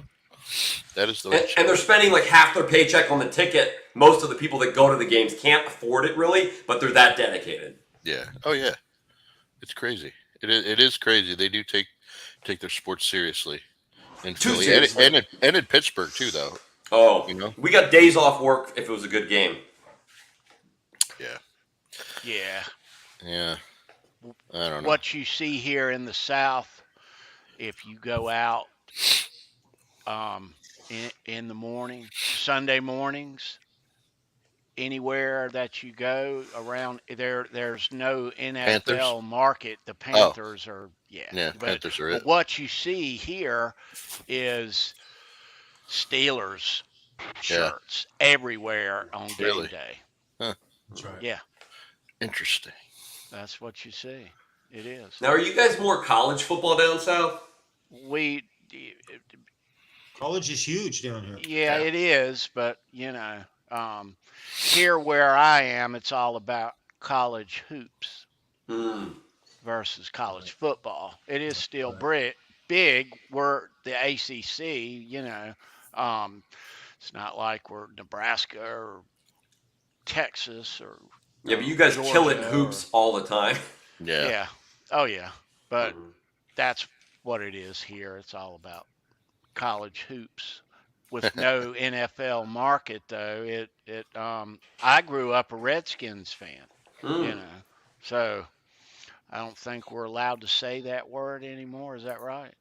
Yeah. I don't even know the new name, but I know they're the what are they? Commanders? Yes. Oh God. Yeah. It's ridiculous. And what are the Cleveland Indians again? Did they change the name? I don't know.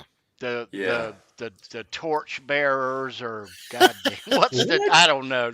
It's Guardians. The Guardians. Guardians. Yeah. It's ridiculous because, if anything, I think the indigenous folks are proud of those teams and names. That never bothered them. It never did. If you ask anybody that's Native American, I have a couple friends, including a long-term ex-girlfriend, 100% Native American. Didn't care, but let's move on. Please. So anything else on Green Day that anyone really had? Like Charles, you said you had a bunch of experiences. Have you seen them more than once? Or I just go to them with the kids. Yeah, that's awesome. The kids dragged me to. I went to see Green Day even the Offspring, all these bands. They're just from my kids growing up wanting to go to concerts. So as a parent, good parenting. I took kids to concerts. It's been wonderful. I have a whole concert career with my kids that goes beyond everything I did as a kid. It's like I'm reliving it. So that's cool. No, that's awesome. I'm loving it, man. I'm absolutely loving it. They're coming here. I forget when, but we're gonna catch them when they come. Absolutely. Yeah, I've never seen them live. I've been a fan since their early punk days. But my sister worked Woodstock '94 when they were there with the big mud fight. Oh yeah, that was freaking nuts. Yeah, that was a big deal, dude. Oh, that was a huge deal. She was working up there in one of the booths, but it was hilarious. I wish I could show it, but I can't. But a Green Day moment that stands out in my mind is when they're on stage at the awards show. Oh yeah, I know where you're. And the timer in the back against before the upper deck, they're cutting him off, and you're giving me 1 fucking minute. Yeah. And he smashes his guitar. Yeah. Tell you what I think about 1 minute. Yeah, he was not happy about that. Yeah, I know. Nope. That's you're talking about Billy Joe. That's what what the fans love about him. That love you. It's classic. That's does not care. He's no BS. He says what's on his mind and he means it. Tony, you nailed that. That was exactly what he was like. That night was no fucking filter, baby. Oh, no. Nope. So I caught some of Steve when I was driving home. I was trying to listen. My connection kept going in and out, so I don't even know if I came across clear when I was driving, but it was a nice drive. Oh, yeah, it was nice to see Steve. All right, good. Yeah, it's good to see Steve in there. So, do you have any other guests besides Tommy Boy? No, dude. Tommy That's Boy. it. Yeah. Digging the mustache, Tommy. I know, man. Doesn't Tommy look really good, you guys? He does. He looks nice and healthy and Tommy, good. You look fabulous, brother. You really do. Thank you. I'll tell you what Tommy looks like right now, and since we haven't seen Tommy with a mustache and not used to seeing Tommy with a mustache, what do you looks say, Adam like Roach? all of a sudden. That's what I was going to say.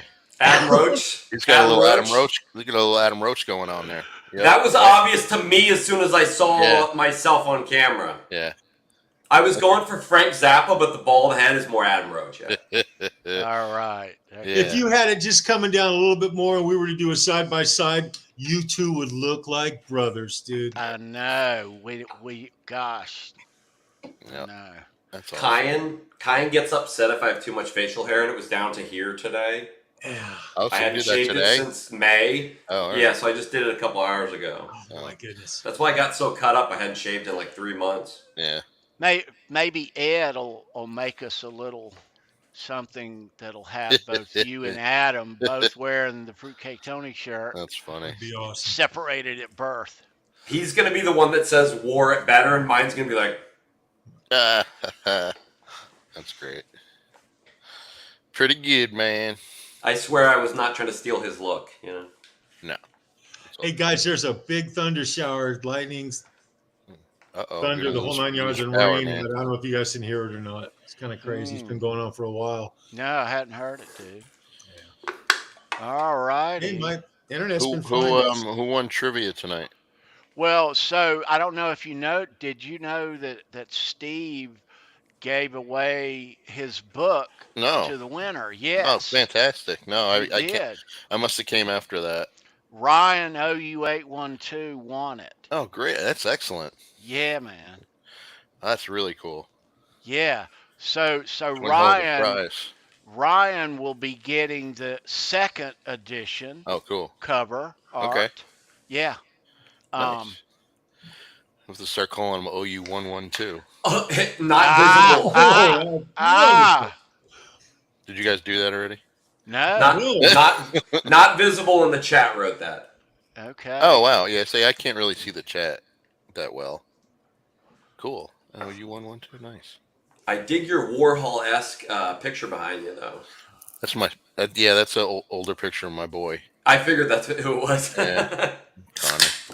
Very nice. Cool. Yes. So it's good to see you guys. I wish I was here for the whole show, but I'm not going to turn down a free ticket to see the Jets, even if it's preseason. Yeah. Hey, you're really fortunate you got Aaron there in your hometown now, dude. I'm so psyched. I even messaged Sandra. I said, Sandra, thanks for giving us Aaron. It's like getting Wayne Gretzky, you know. Oh, dude, it's just. We don't have to talk sports. You guys are going to be bored. I wouldn't go that far. Right down the road. I wouldn't go that because Gretzky is the GOAT. And I don't know. I'm more of a Bobby Orr fan if you're talking GOAT. And I don't mean to rub anybody the wrong way. It's funny you say that, but Bobby Orr, Tommy, you brought that name up. He was it. We never talk sports. The only sport... I had his stick. I had a Bobby Orr stick as a kid. I got it from freaking Sears, man. Nice, man. How big was he? He wasn't like Michael Jordan. Yeah. Yeah. Yeah, Gordy. I used to work in the same building as when he had skates on, he was like Kareem. Mm-hmm. Yeah. But I used Did to work anybody see the crazy wreck at Daytona? I saw it. No. Not. That's crazy. It was a crazy one. Wow. It was a crazy one, right? I haven't seen it. but I worked for a health insurance company years ago, right out of college, and it was right in downtown Pittsburgh, across the street from the stadium where the Penguins played. So we did all of the healthcare for the Penguins. So like 3 or 4 days a week, I would ride up the elevator with like Mario Lemieux, like Jaromir Jagr, like all those dudes. Yeah, they're super cool. Nice. Lemieux is not only taller, but like more muscular and bigger in person too. He would always be like, "Hey, how are you doing?" And they would say, "Good morning, Mr. Lemieux. We have your whatever ready." And that's great. That's cool. I know I told you guys a story because I went to University of Hartford in college, and that was right a year or so before the Whalers stopped playing. But we used to party down in the city of Hartford with the Whalers, and we'd go to the same bar. Those guys were amazing. Wow! So it was cool as shit. That's awesome. Cool dudes. Hockey players are cool, man. They really are. The only people I ever knew was when I lived down in Miami. Steve O used to come to all of our parties and swallow goldfish and then throw them up to impress girls. And then he picked the lock to get into the swimming pool. This was on campus at University of Miami, and we would all strip down with nothing on. Sorry, Mom. And go off the 10-meter platform dive fully nude at like 3 a.m. Yeah, he's a nutball. Good times. He just got a tattoo of like the crash test dummy symbol on top of his head for his like tour. He's doing some traveling thing where he does weird like stunts and stuff. People from the audience. He was always fun. I mean, he was always cool with me. So, yeah, man. Yeah. Yeah. So, who did we talk about favorite Green Day songs or no? I missed basically the show, but I don't know. My favorite Green Day song is of course, the acoustic. Oh, you like the Time of Your Life. Yeah, Good Riddance. Good Riddance is the name. Yeah, that's good. That's a good tune. That's my favorite. That is my favorite. I think Live Show Basket Case is my favorite song. Yeah, it's a great show. Great song. But they've got a lot of really, really, really great. They really do. I like some of the old ones, and I can't think of the names right now. My favorite, because when I hear their name, this is the type of song that comes to my mind. Like if I was going to say Van Halen, I wouldn't pick Right Now. I would pick like Unchained. Yeah. For Green Day, for me, what I think of American Idiot. That's what I think of first. That's what I think of. Yeah. That's the first thing I think of. Yeah. That's what comes to my mind first when I think of them, Yeah. Yep. Yeah. Very cool. That is a good song. Oh, definitely. Maybe not their best radio tune, but it's still the great punk. Those lyrics are deep, man. Those lyrics are real, and they appeal to that generation. Yes, they do. And I think people assume because it's punk that people are not intelligent or they can't play well. I talked to a buddy of mine now who's, I'm not going to mention here, but he's a professional guitar player now. And he's like, dude, I've seen Billy Joe play like Yngwie. I've seen him play Hendrix. I've seen him play Eddie Van Halen. Don't think he can't play all that stuff. Just not what he chooses to do. He definitely. I thought about it. My son Kyan can classically draw, like he can copy a Mozart and could sell them. It's that good, but he desires not to do that at all. He's very simplistic in his drawings, and he gets frustrated and annoyed if you make him do visually complex things. It's just not his style, Yeah. No, the one of my favorite songs is on Dookie. It's called She. I love that song. It's a great song, bro. But there are some awesome, like, older songs from first couple albums. They're great. It's just they got a huge catalog. They really do.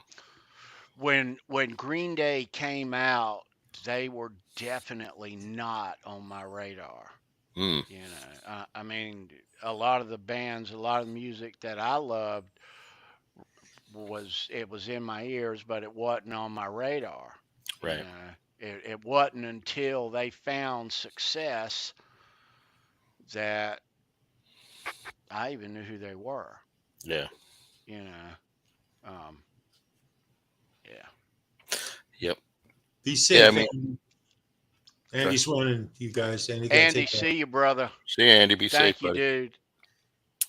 Yeah, because the Welcome to Paradise, which is on, Dookie is a great album. It's got a lot of songs on it, but that's not the first time they played it. It played it on the previous album, and it did sound a little different, but it was on the Kerplunk album in '91, and then Dookie came out in '94. So that wasn't the original recording of it, which a lot of people think it was. Right. I didn't know that.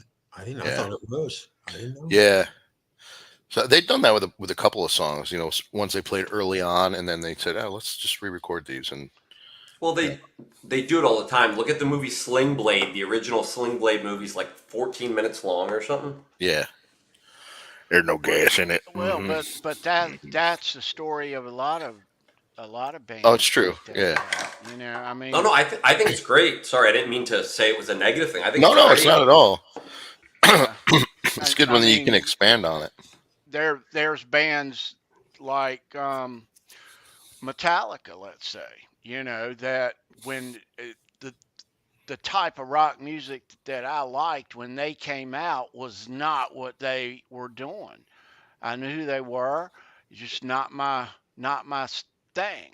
Yeah. At that time, Right. but it took them. It took me for them to make different kinds of music, like the Black Album came out before I really said, okay, I kind of dig it now. And then you go backwards into the previous stuff, the Master and Ride the Lightning and all the rest of the stuff that you grow to appreciate because of other stuff that they put out later. And that's kind of Green Day to me. Yep. Yeah, exactly. And that's but lately they're not a 3-piece band, Not Visible. They've been a 4-piece for a while. Yeah, they've got another guitars back there. It makes them sound better. It fills them out. It does. And it does. I just love it better. I like it. Oh, I see Ed in the chat. Yeah, Ed, the Jets did win. They won like 32 to 26 or something like that. So, Ed, are you going to hop in here before we wind down, dude? If not, he can hop in backstage. We really need to take a picture, Ed, and it would be nice if you were in it, my brother. Yeah. But yeah, I do want to thank everybody again. We have reached 1,000 subs. Yeah, buddy. We have. Hell yeah. And yeah. So thank you to everybody who is subscribed. We're just getting started here. We don't happen to know who the 1,000th is, do we? No, we don't. Okay. We don't. My mom. I did notice in the past week that I would get a less sub, all of a sudden I have less, and it happened again. I'm like, oh, I think somebody's thinking that I've got something planned for the 1,000th sub, so they're going to unsubscribe like I did to Ryan when I became his 1,000th sub, like that. Yeah, and I'm happy to have that honor. Thank you, Ryan. What an honor. But yeah, we don't know who it was, but thanks to all of you who are subscribed. Oh yeah, man. And tell your friends and share these out on your social media sites wherever they are, and that is much appreciated.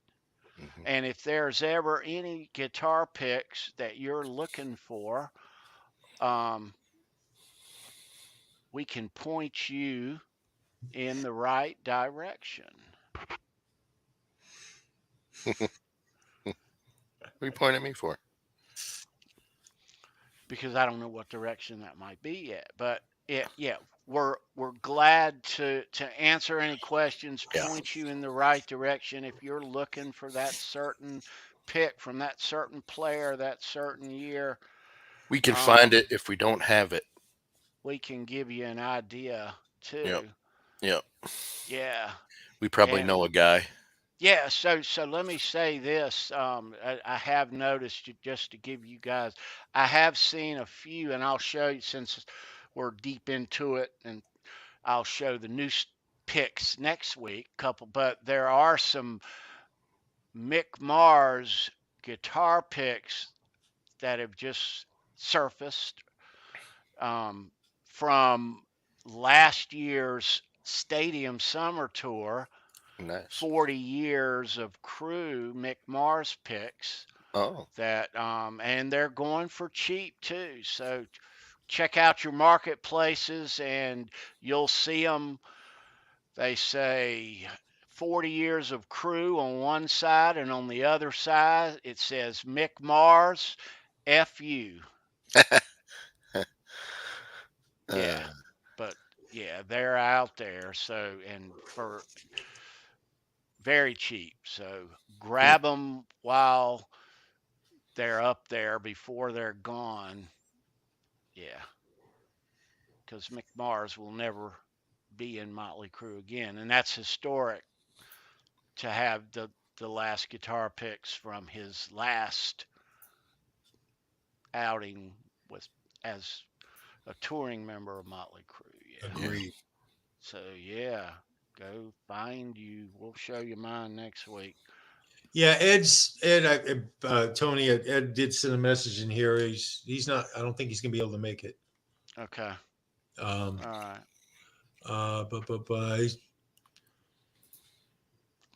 Yeah.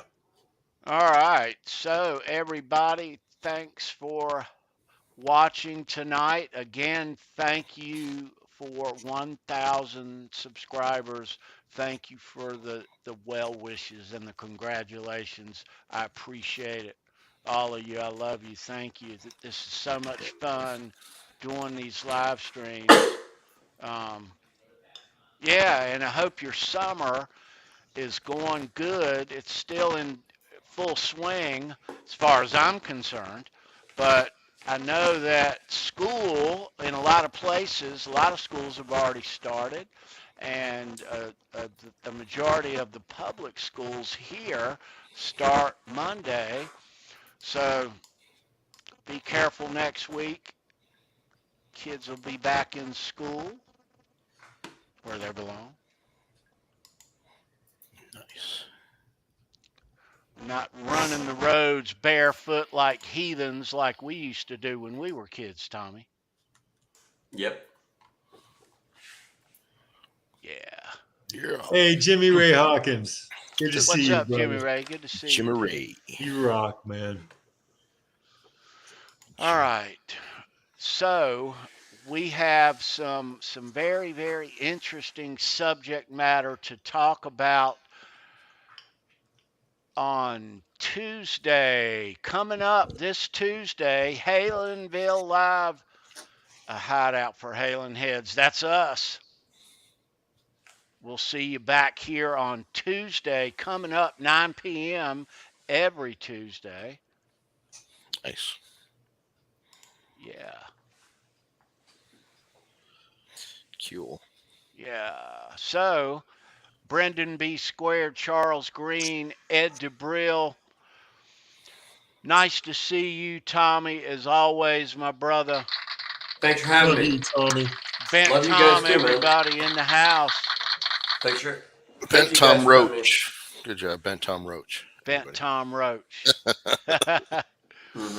Good to see you, Tommy. Love you, brother. I love you too, man. Good to see all you guys. Yeah. All right.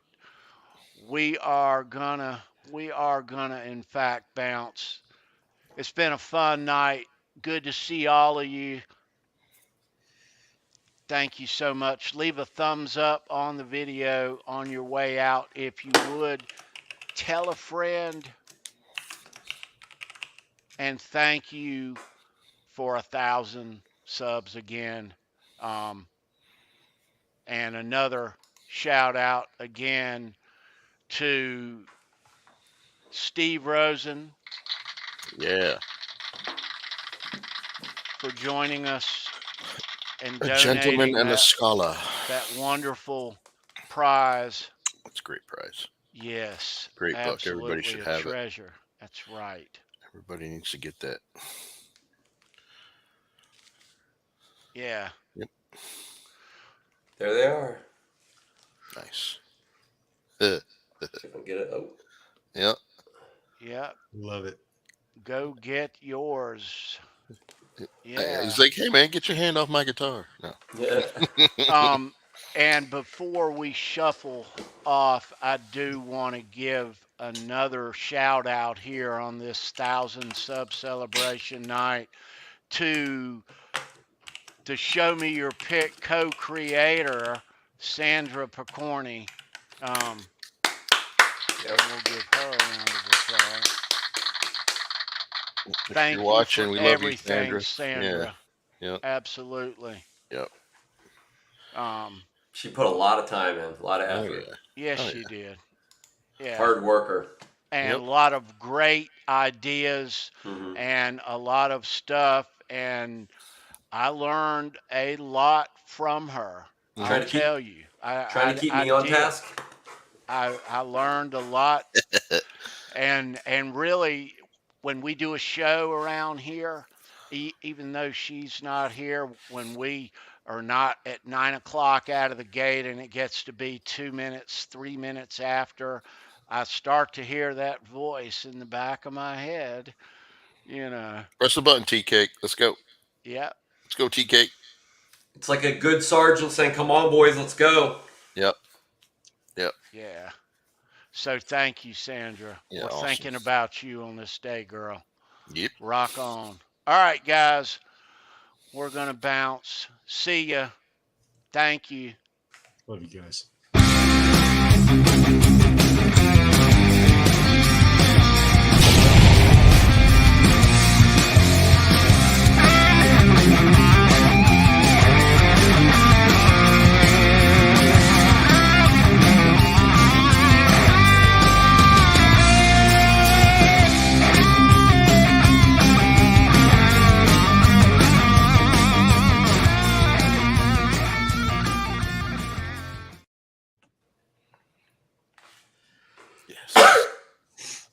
I don't have my stuff. It's downstairs.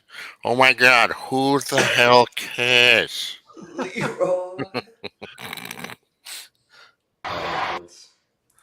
Thank you. Dang it! God, it's hot in here. I gotta take my shirt off.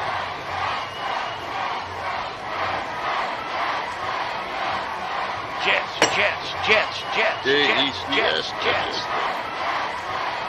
13,000 chicken vaginas, please. Oh, 5,000 chicken vaginas, please. No, he's like Tom Brady. He plays for the Patriots.